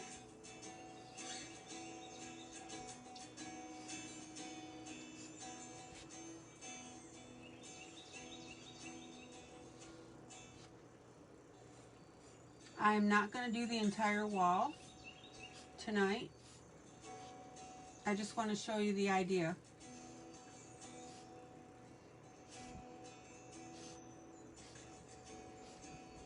And if you're working on paper directly from the coloring book, be careful. Now you'll probably slice through. You see little slice marks? So be sure that you work on another sheet of paper or on a protective mat. All right, let me cover this, close this knife lid before I hurt myself.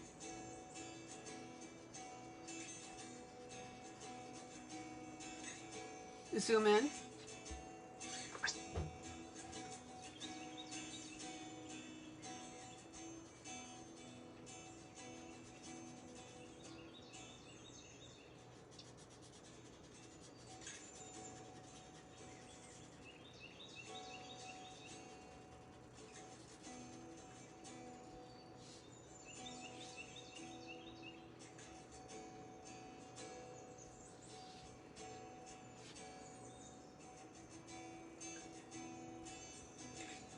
Oh my gosh, I missed a little needle here, pine needle. I love how those show up when you start putting background colors on it. There we go. How come you guys didn't tell me? Nobody told me that I missed it. Oh my.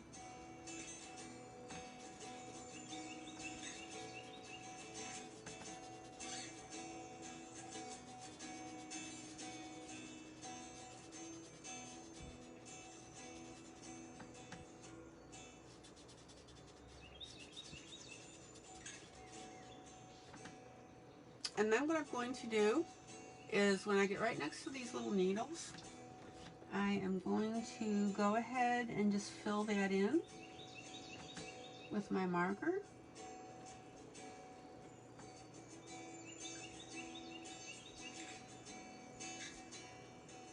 And if I have teeny tiny areas, hopefully I'll remember to use the narrow part of my marker. That was so funny.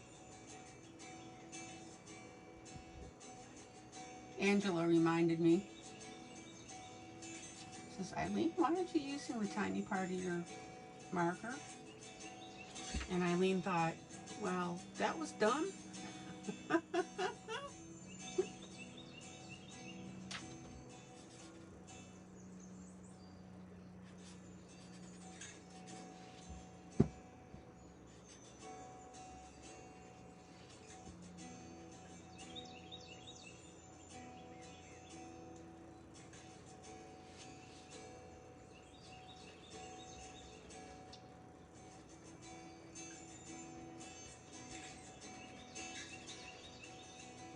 And of course you realize by far that I'm not done with this wood, right? I'm not just going to leave it like this. This is my preliminary coloring.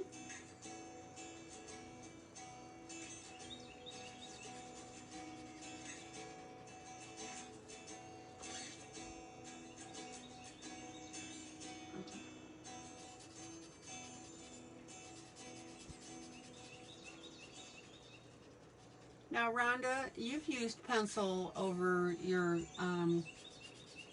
cuts in your paper. How does that work for you? Do you prefer pencil over marker? Do you prefer marker over pencil? What?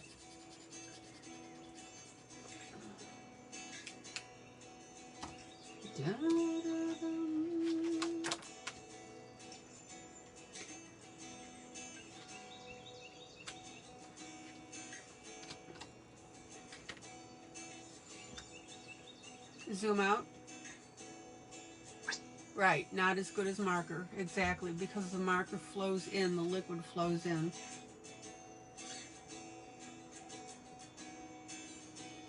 Oh my gosh, that looks so cute. Doggone it. Do we have old-fashioned or what? Right?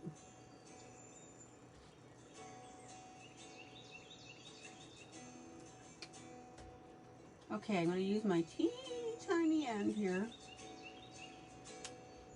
Let's see if we can get some color out of there.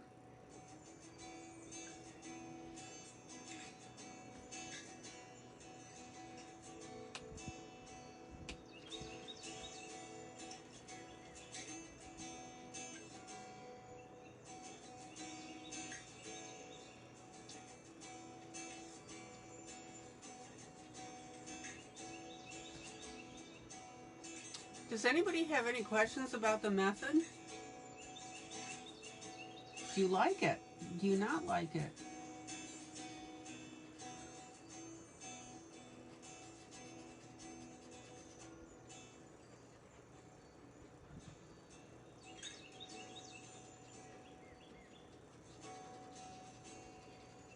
And yes, I'm using 2 colors of brown marker, just in case anybody was wondering.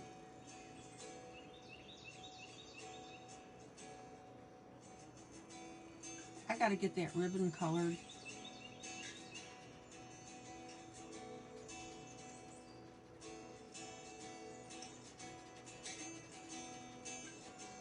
Oh, that's pretty. Doggone it.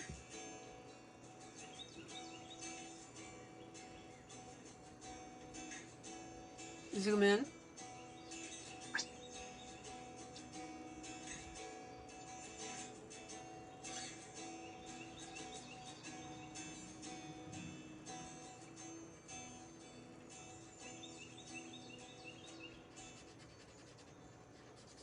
All right.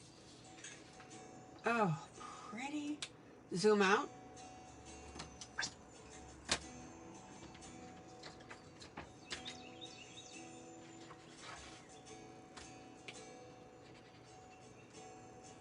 So I have a question for you guys.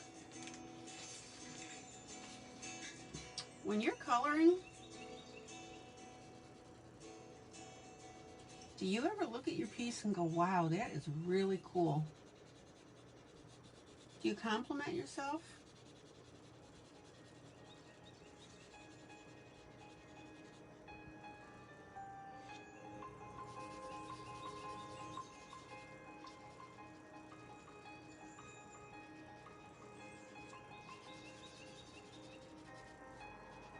I'd really like an answer on this from you guys. Have you ever looked at your piece and said, wow, that is really cool?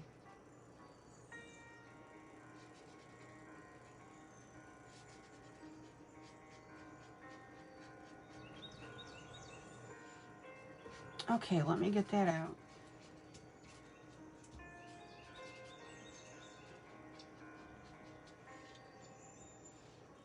Tammy says I have. Rhonda says sometimes. Good for you, Tammy. Anybody else?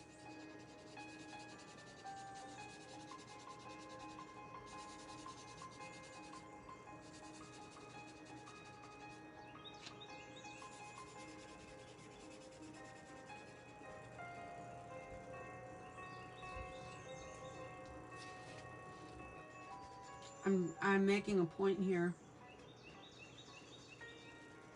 Guys, you've got to pat yourself on the back and enjoy and celebrate yourself.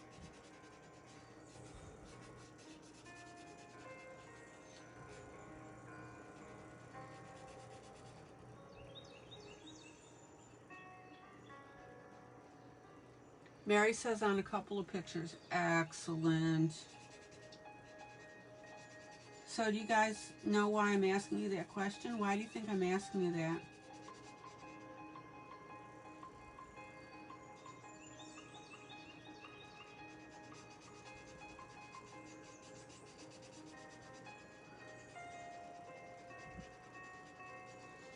Oop, off camera.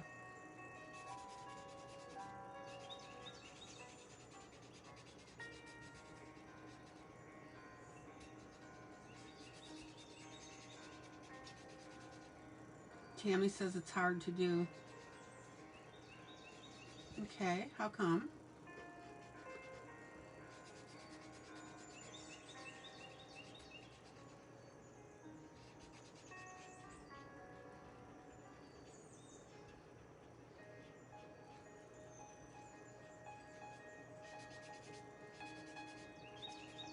Why is it hard to do, Tammy?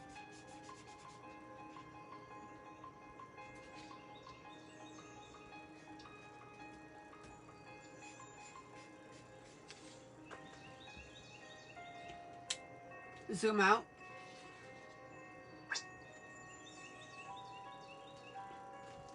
Okay, now, right now, the sled is getting lost in the color of the wood. But you know, of course, that that's not the final look on this wall. Tammy says not really used to compliment. See? And that's the point I want to make. Why is it, you know, as young kids, we're all happy and we get excited about stuff and we want to show people things. Why does that change? Why does our demeanor change as we get into adults? And this is where we need to have a lot of self-love.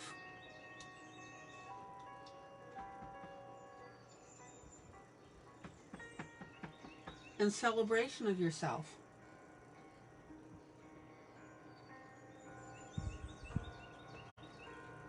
And I want you guys to realize that.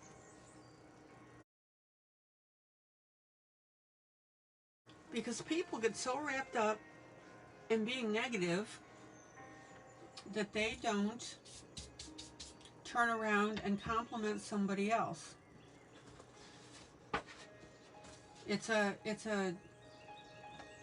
It spirals. So in other words, as we get more and more negative, we don't tend to compliment other people. And when we don't get compliments, then we think that we're not doing as well as we should. Hi, Sandy. Zoom out. And you guys know that when I compliment you, that is a true compliment. I'm not going to say something nice just to say something nice.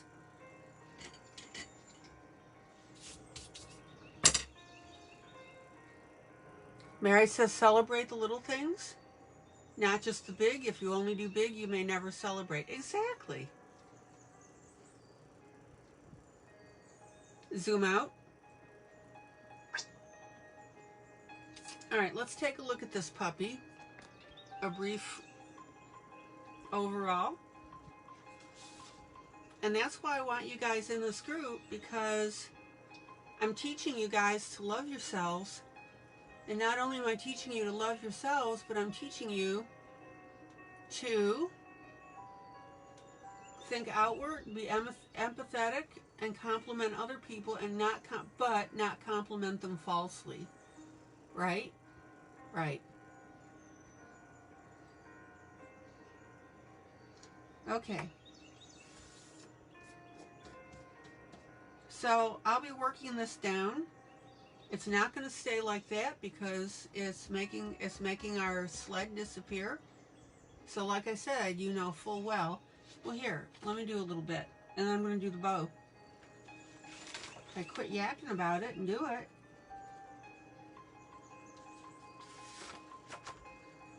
Colored pencil.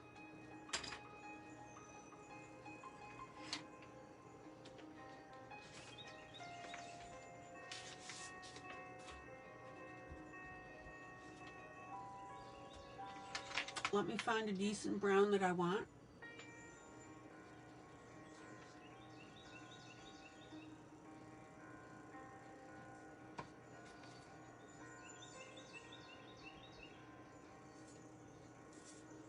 And the flip side of that coin is, if somebody compliments you,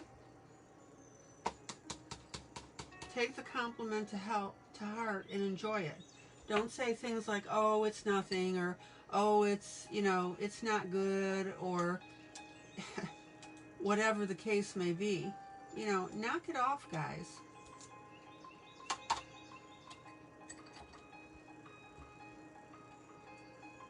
So Rhonda, and I'm not saying Rhonda's doing this, don't get me wrong. So Rhonda, when somebody compliments your grayscale, just say, hey, yeah, I had a fun time doing it, and I'm happy with it, or I'm proud of it, or whatever. Which, by the way, you should be proud. Zoom in.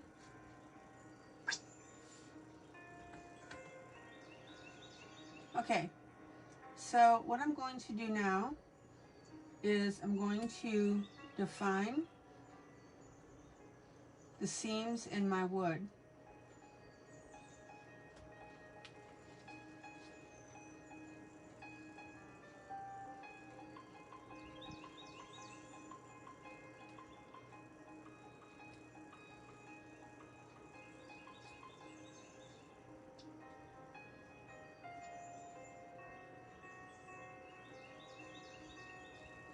Now, you've seen me do this before.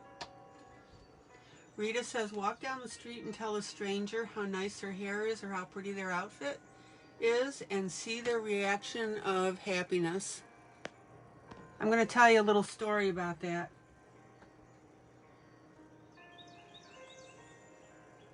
I was in the Goodwill here in Cookville doing some shopping. And now see how this line is wiggly? That's okay, because wood is wiggly. You don't want your lines to be exactly across.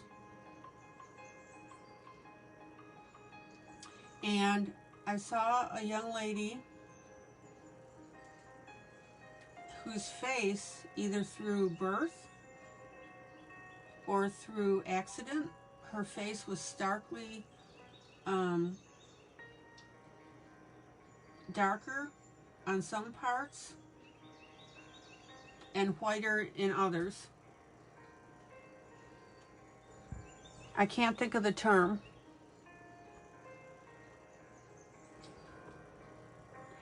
And let's see where I am with this. I was watching her. She was an employee at the Goodwill, and I was watching her. And in my past life, I've done wood carving. Very much enjoyed it. And so I was just watching her demeanor, and she was very quiet, and she was just kind of looking down and didn't look very happy.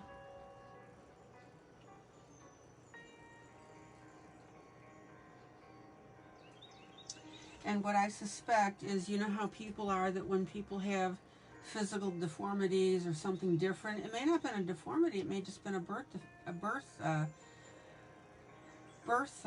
issue. I hate to say defect. So I walked up to her and I said to her, I said, excuse me, and she said, yes, how can I help you? And she said, you know, or I said, I carve wood.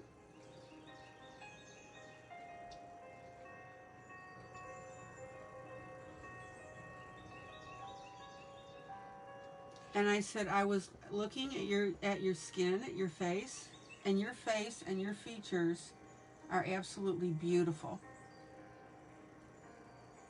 And I hope you don't mind me saying that, but I just wanted to tell you that.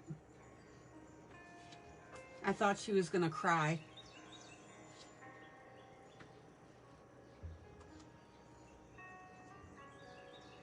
And I would suspect that she'd gotten so much negativity and teasing about her face that she was ashamed, and that's why she was so withdrawn.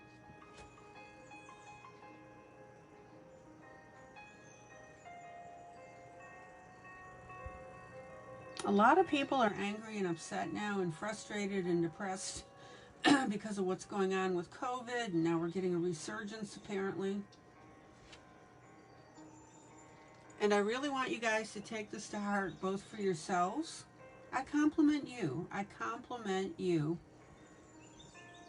You're here. You support each other.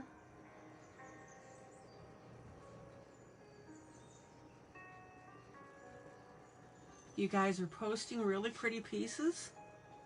This is why I encourage you to post.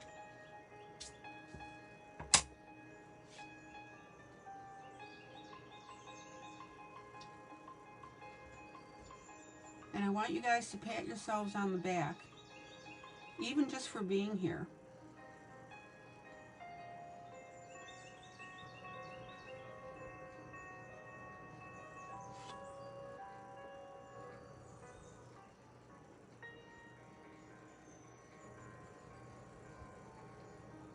Okay, so see how I'm darkening some of these lines?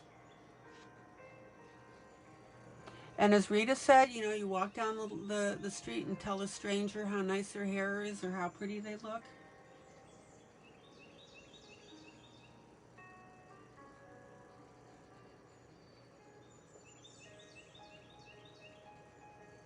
It's really kind of interesting to watch with women too, when you compliment somebody on their outfit.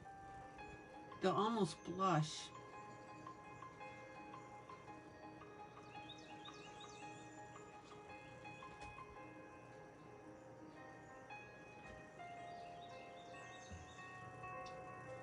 So Ashley says, as a kid, I was teased so bad for having freckles. So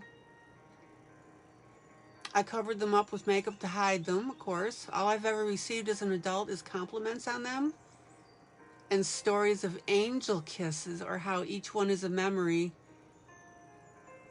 Yeah, kids' words go so far.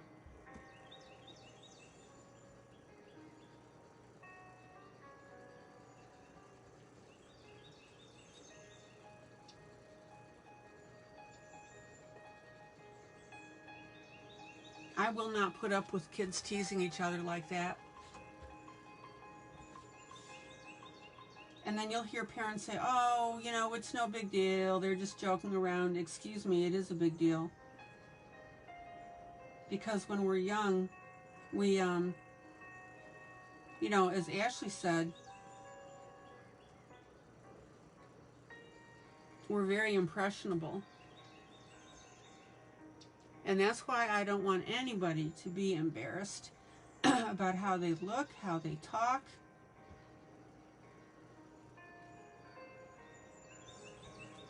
If you've got medical issues, so what?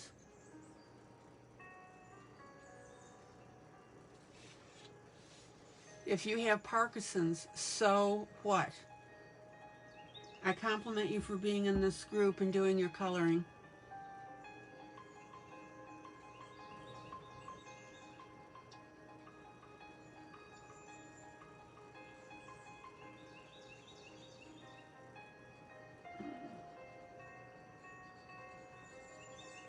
Okay.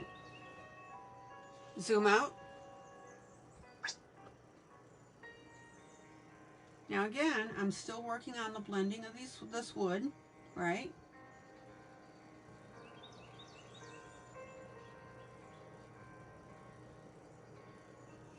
And I'm just playing with it, and I'm making it darker in some areas, especially where the slats come together. Now, let's talk about these slats a minute. I've done slats for you before. Remember when I did it on the Posh Coloring? Anybody remember that? And what you do, zoom in.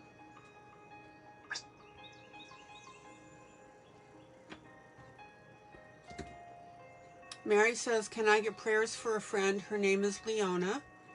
She is one of my co-Girl Scout leaders. She's a nurse, has asthma, and is a cancer survivor. Oh, damn, she's in the hospital with COVID. Oh, jeez. All right. As long as you promise, Mary, that you tell her that we prayed for her.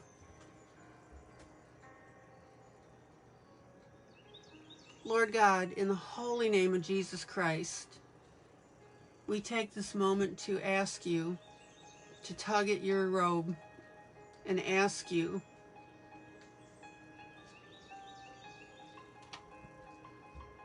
for your grace and mercy on Mary Blankenship's friend. Her name is Leona, and as you know, she's one of her co-Girl Scout leaders. Lord God, she's a nurse. She has helped others.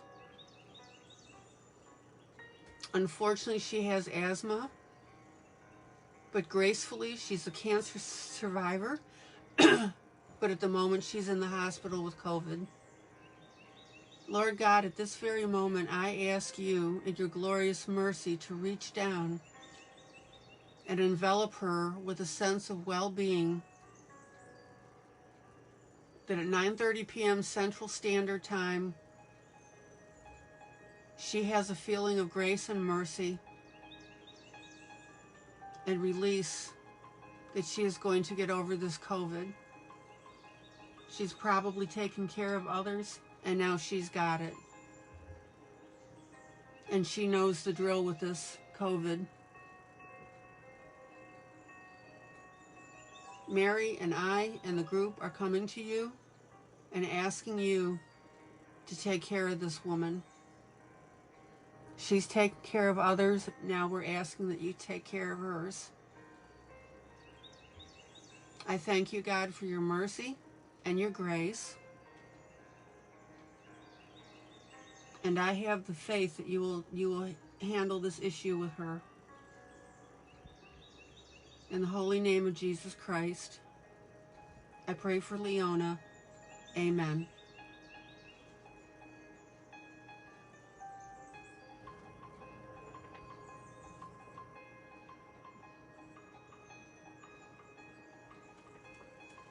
Okay.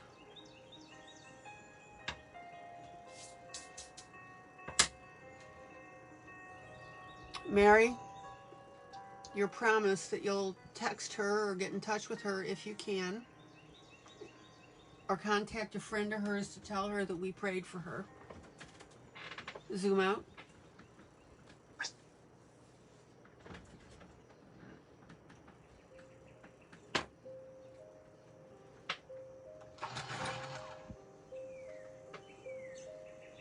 Okay, everybody see now how I'm working this wood? I will tell her she has 4 daughters. Okay. I want her to know you don't have to use my name at all, because that's not the point. I want her to know that we lifted her and that we did pray for her. Zoom in. Okay. So I'm going to take a little bit of very dark gray.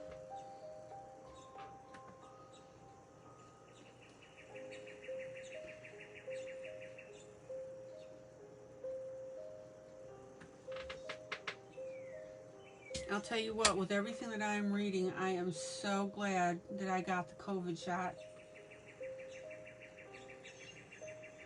I still may get COVID, but from everything that I'm reading, it won't put me in the hospital. Oh.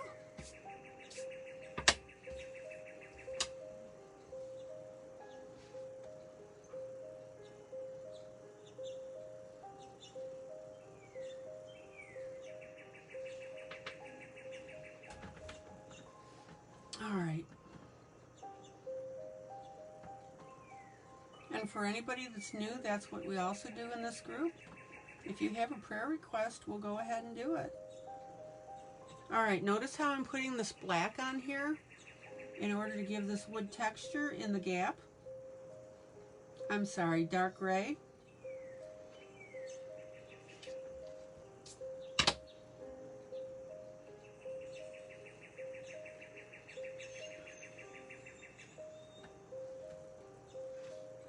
Zoom out.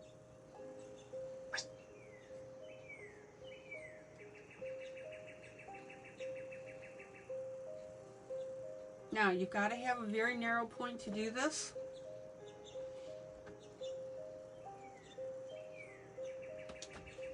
There we go.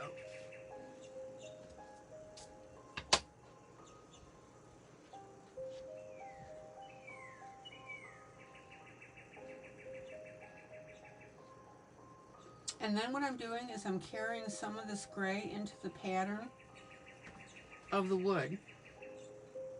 Do you see how I'm doing that? And I'm leaving this distance out a little bit so you can see.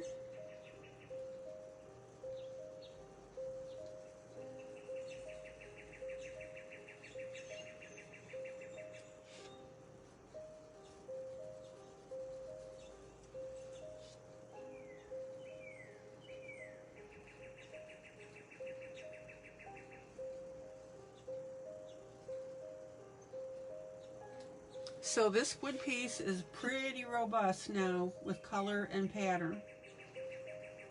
But I'm using the lighter browns as the base color because remember, we're working on vintage. All right, now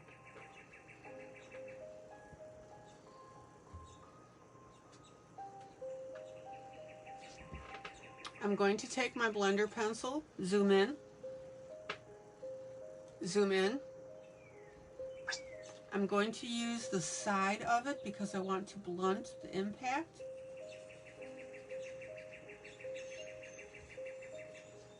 And I'm going to go ahead and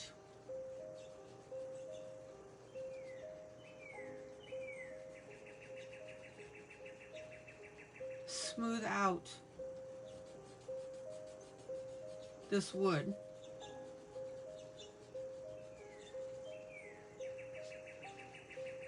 And notice as I smooth it out that it gets softer.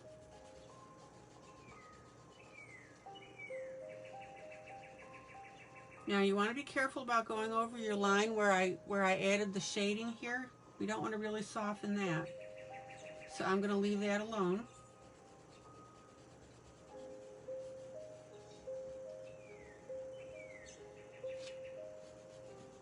But I want all these colors now to work together. And I can't emphasize enough, this is where your blending comes in.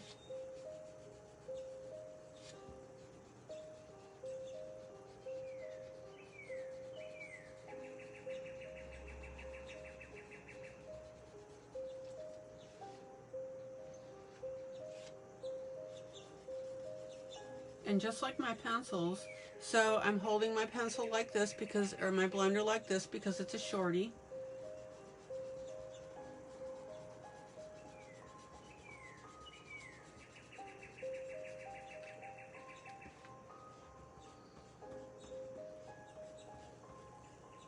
And I'm going to blend this in.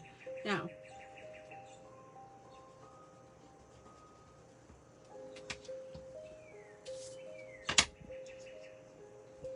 I'm going to take a little bit of my white pencil now. And you see these areas where I've got these lighter spots? I'm just going to hit those just a little bit, not much.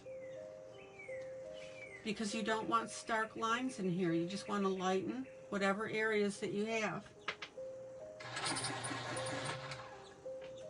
Do not grind your white pencil into the piece. And I'm just touching it. Butterfly kisses, couple strokes, boom, I move on.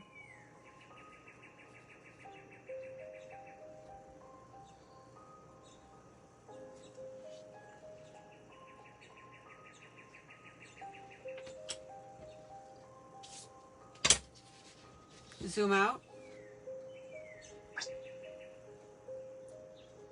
Zoom out.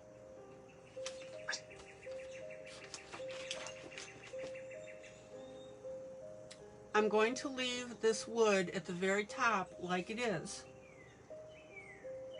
And I'm going to wait until I continue moving down my piece. And then I'll start adjusting the entire piece. So in other words, I may be done with this top part, but I don't know yet. So this is where I'm saying don't make judgments on your pieces until you get your other colors in. Okay?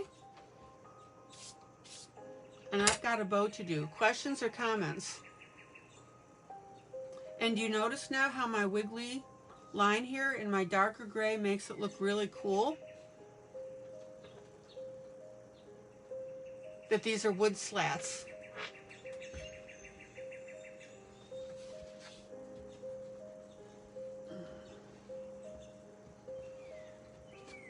Okay. Questions or comments on the technique?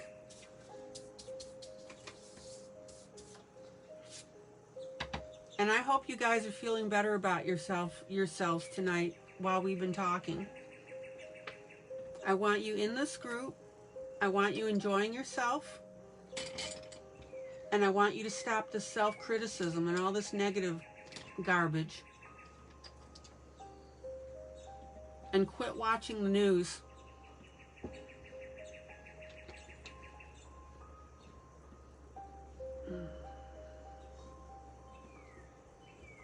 Okay.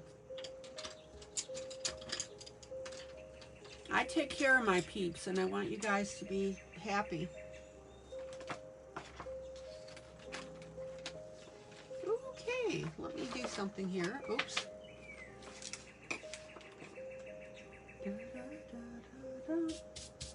I'm going to... Now, does everybody see how this is starting to look like it's super vintage?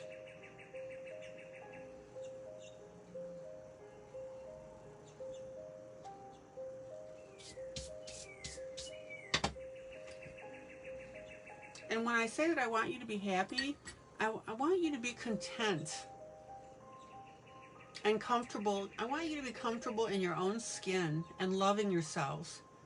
And I want you enjoying your art and having fun based on what I'm showing you. Which reminds me, Rita, I've got to send you the link to a couple of books that we have with faces. There are so many that we've got. Zoom in. Okay, so let's go ahead and play with the bow. Bow, bow, bow. Hey, boo, boo.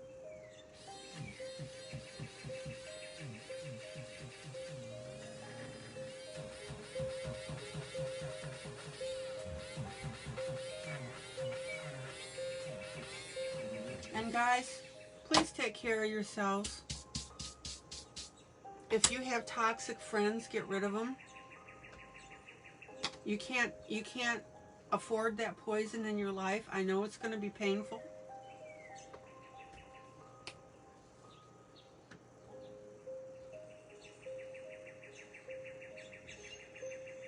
So I'm going to go ahead and put a base blue on here with my light marker.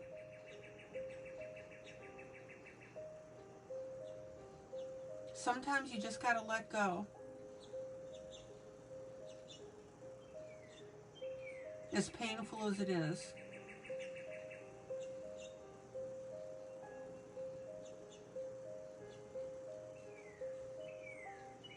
Yeah, there are several ways that I can do this bow.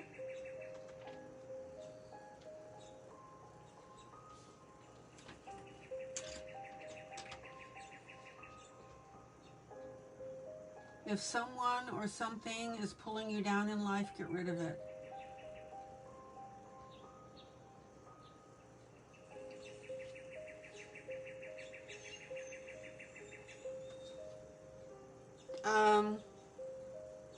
Okay, on your iPhone, your button on the right,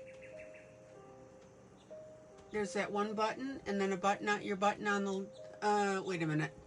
Okay, top button on your right and that bottom button on your left.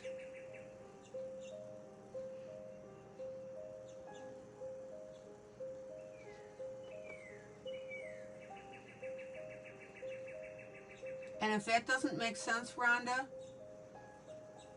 oh, and push those two buttons simultaneously. So you've got that single button on the left near the bottom, and then your top right button.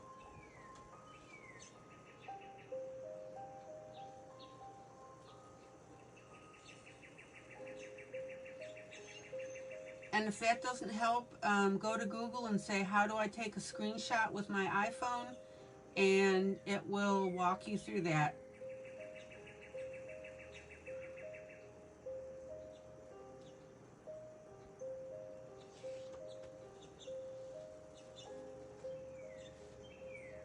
Okay, let's put this through here.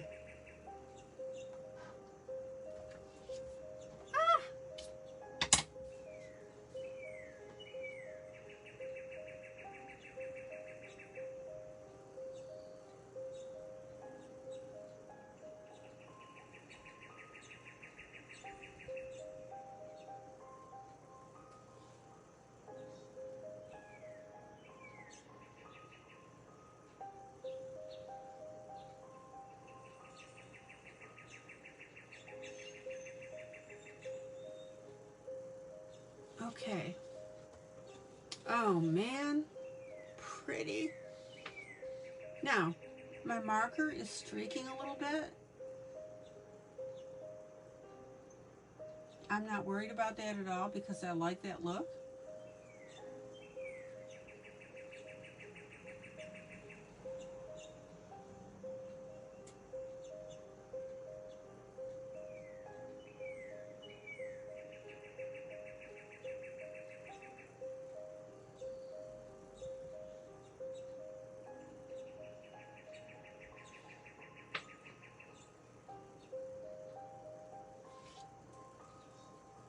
Zoom out. Is that not pretty? Oh man. Yowza.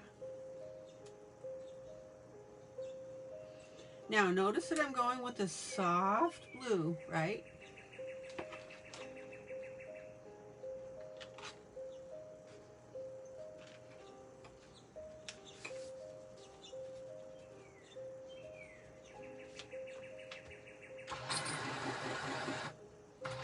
Zoom in. Zoom in. So now I'm going to take my pencil, which happens to be, what is this? I think it's a Cool Bank. My tape is covering it up. And I'm going to darken the blue just a little bit at the base.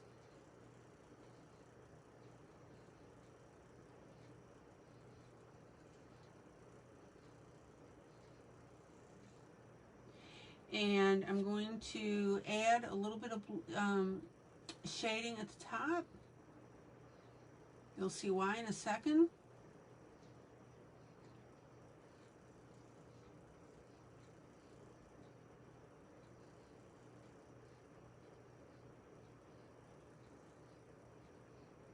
And I'm going to have that center portion. I don't like how I colored that, so I'm just going to erase that out. Ooh, thank God for erasers. There we go.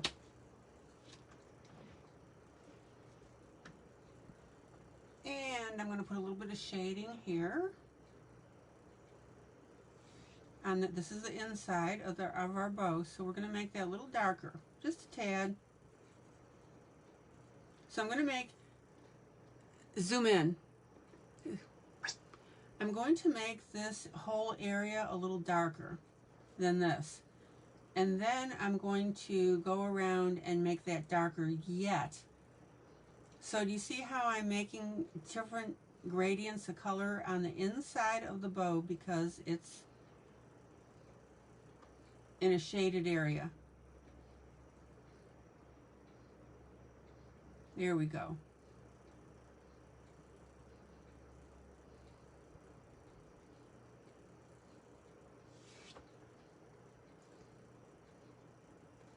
And again, if your center is not quite the way you want it, just go ahead and use your little Tombow eraser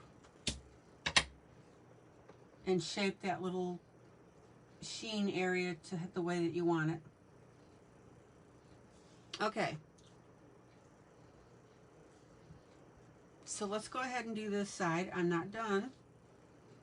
I'm not done.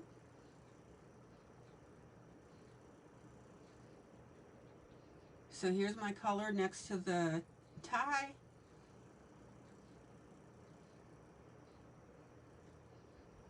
Here's my top.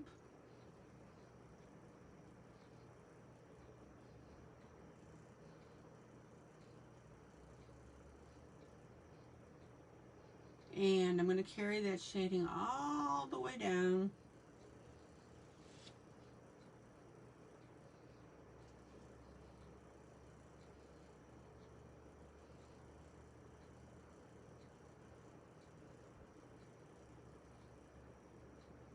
And notice how I'm curving this. See that curve?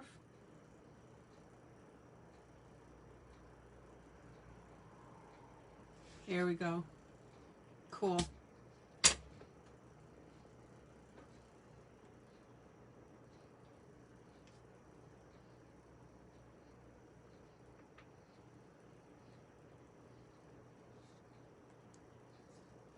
Oh, my frogs escaped.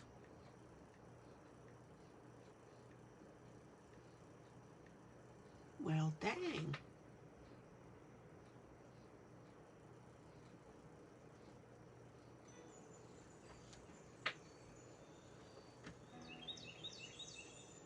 And then again, I'm going to go ahead and shade in darker inside the bow. Zoom in. And then darker yet.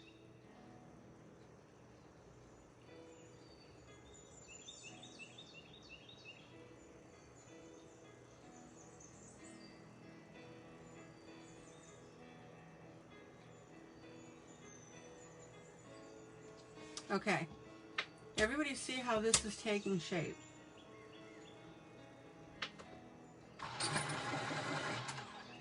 Especially when if I stay on camera. All right. So I'm going to use my darker blue. We'll go around the little outside here. I'm going to use my darker blue on either side of our knot. Oh, darn. Come on, ILene. Okay, darker blue on the outside of that little tag. And then darker blue at the top and bottom of my knot. And that makes this little white, the center part whiter, and that pops it up.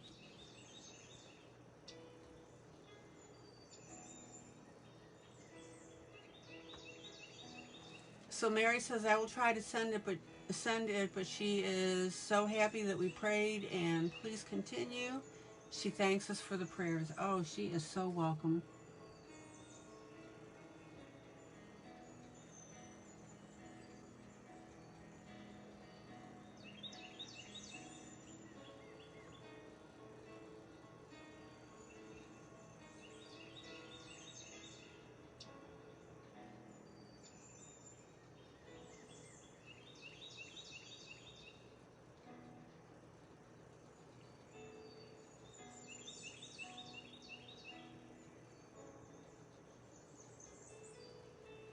And remember these lines that I do them in myself?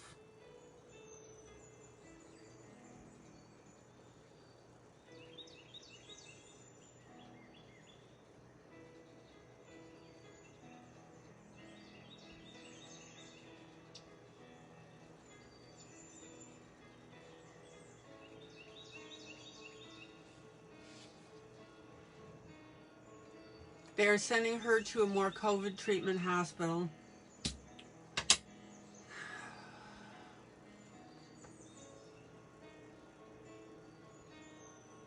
Well, I'm glad on one way because she'll get the help she needs, and I'm sorry on the other to hear that she needs that.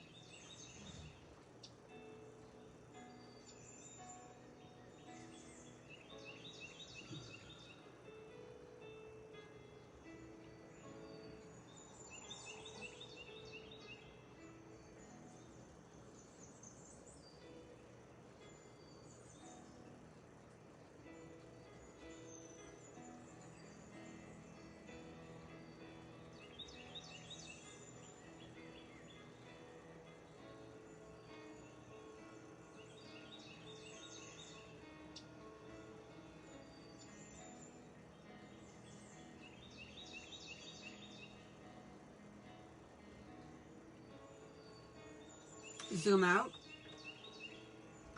Oh, I hope you can see how pretty this little thing is. Now again, notice that I'm using more subtle blues, right? Subdued. Subtle and subdued. Okay, now, one more touch.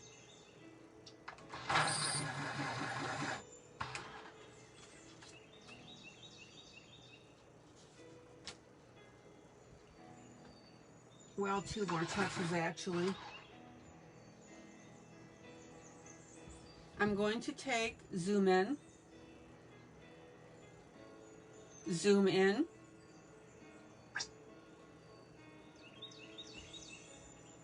I'm going to take a darker blue yet.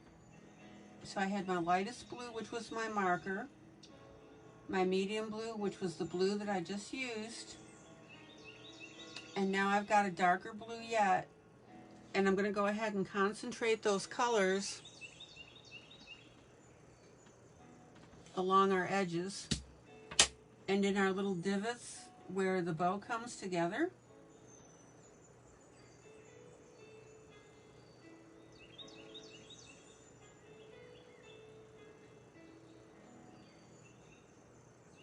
So we're adding that little bit of shade and shadow.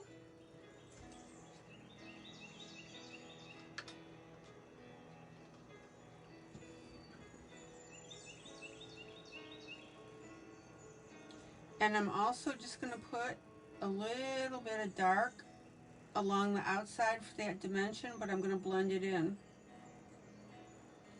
Everybody see that? I want to cover that black, and then I'm going to bring that in a little bit. You guys remember how I told you that the black in the drawing helps you because when you color it, when you cover it with a color, that black takes on that color and then you shade in from that point. So see, your black establishes your color that you're going to be blending in.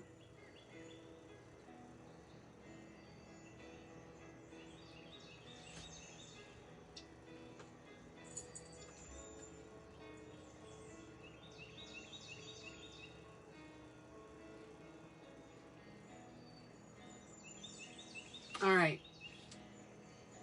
And I want you to notice the richness on the bow now as I'm doing this. So darker at the knot, over that black line.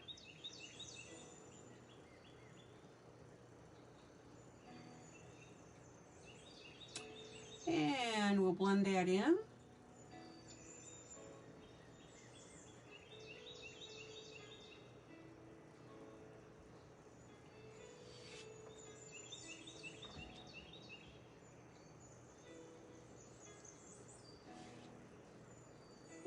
And over the black line here. And we'll blend that in.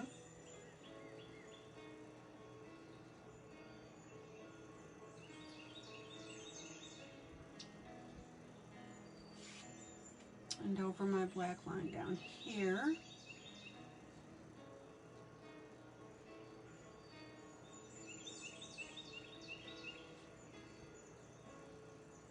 And my darker blue underneath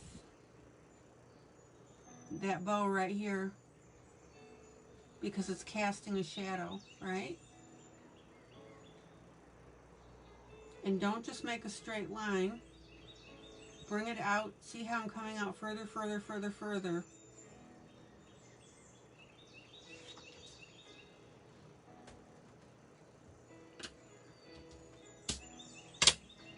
Okay.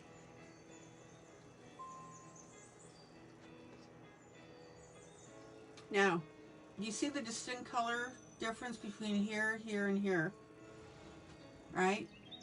So I'm taking my medium blue and I'm going to soften that line between the dark and the medium blue. You make sure that that's good.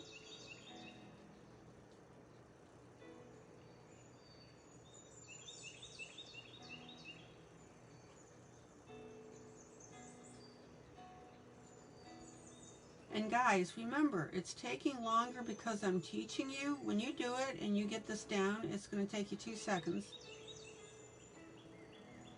But I walk you through it, and that's why it takes a little longer. Okay. Zoom out. And then I'm going to take my white Prismacolor,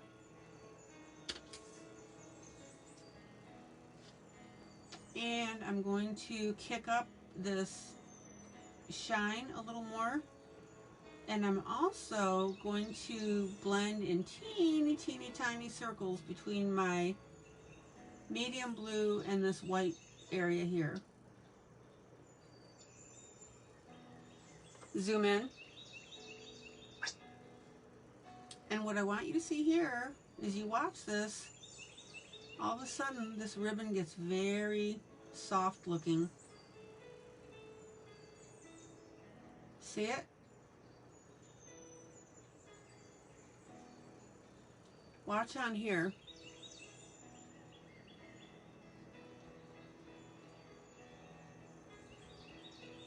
Little teeny tiny circles between my medium blue and my light area, which again was that marker. I may put a little touch of white right up here.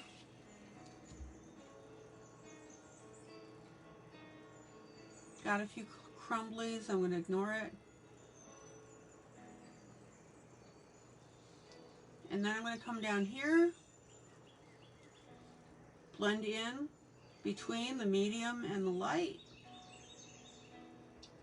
Now notice I'm leaving this streak right here. That's fine, that looks cool.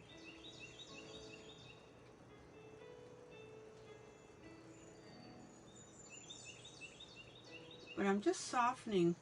And by softening, what I'm really doing, guys, is you're blurring the colors. Think of it that way. Blur them. Blur them.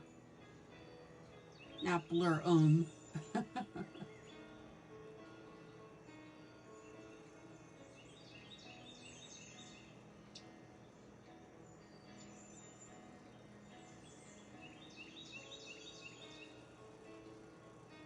And if you get a little too much white someplace, fix it with your blue. Oh, that looks pretty.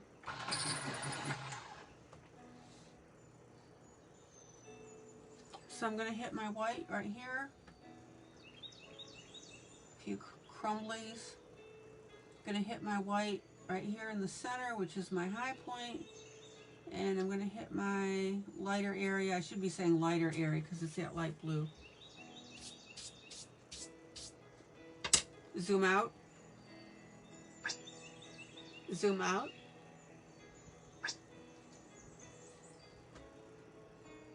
All right. Can you guys stay with me for about 10 more minutes because I just got an idea?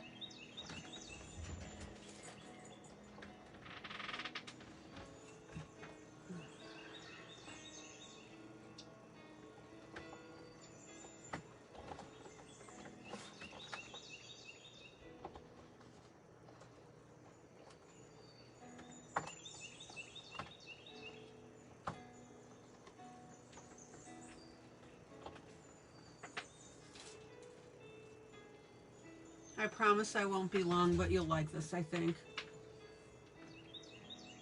I'm going to take a little bit of my glitter glue by Bright Creations. Now, Ranger has glitter glue as well. A lot more expensive, but this stuff works fine for me. Whoop.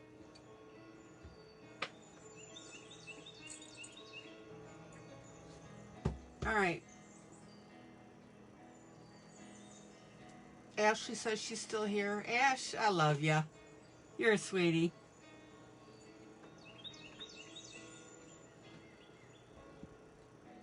So I'm just going to go ahead and put a little bit of glue, glitter glue.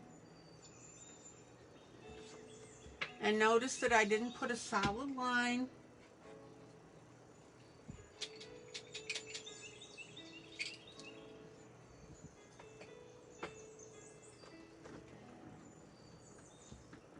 And if your thing gets a little too wide, just use your toothpick and push it around to where you want it to be. Zoom in. I promise I won't be long. I'm hungry. I gotta get something to eat. Okay. A little bit of glitter right there. Not much. Now remember, these are the lines that I drew in. And a little bit there. Notice that I did not draw two parallel lines of the same length. Don't do that. It makes your piece look dull.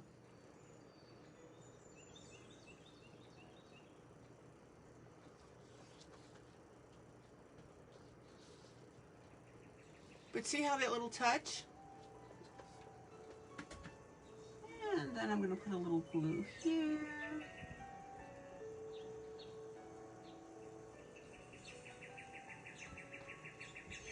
And a little dab there.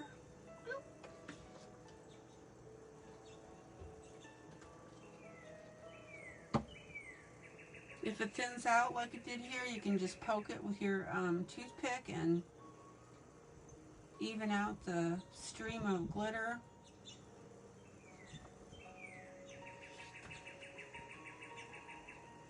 And I'm going to put a little doobie, teeny tiny doobie on the middle of the bow. There we go, not to be confused with the Doobie Brothers. Zoom in. And I'll put a little couple streaks right there if I can do it. Close enough. And a little line there. And a little line there.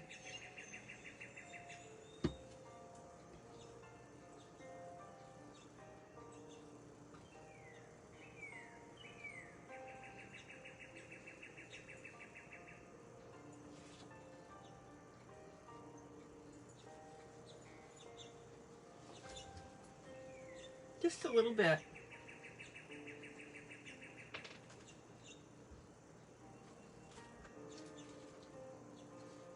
Toothpick, straighten up our lines just a little bit. Yeah, I think we're good. I like it. Zoom out. Can you use colored pencil over gel pens? Possibly, but that gel pen is creating a brand new surface.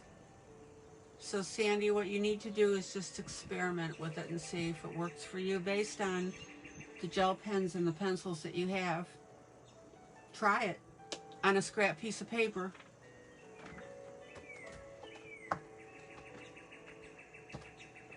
All right, let me put my toothpick away before I jab myself. Zoom out. Zoom out.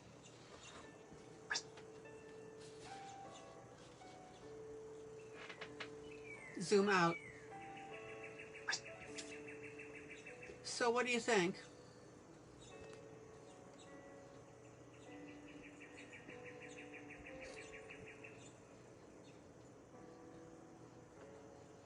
And again, I want you to see how this is coming together.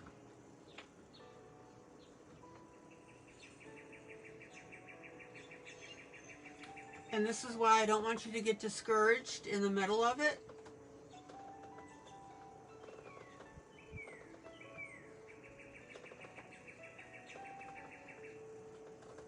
I'm pretty happy with it. I've got some ideas for the packages. I think you'll like it. We'll play around with it.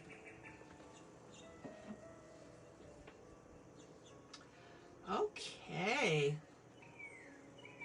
I'm a happy camper. I think we got a good do on stuff tonight. All right, guys. I'm calling it an evening. This is ILene Vick for Teaching Adult Coloring with ILene Vick. Joyous Joy is coloring, guys. Love you guys. And I'm going to stop saying be kind to each other, because I know we already are in this group. What I'm going to say is be kind to yourself and love on yourself. And I'm also going to say that I would appreciate it if you would post whatever you were working on during this broadcast, and then tag the group. You can type in Teach a Good Out Coloring with ILene Vick, and it creates a tag. Oh, I got hearts pouring out again. Love it. Oh, I think this is turning out beautifully. Love you guys. Have a good night. Take care. Thanks for sticking around. And if you came in late, watch the beginning. It's a good one. All right, guys. Take care. Bye.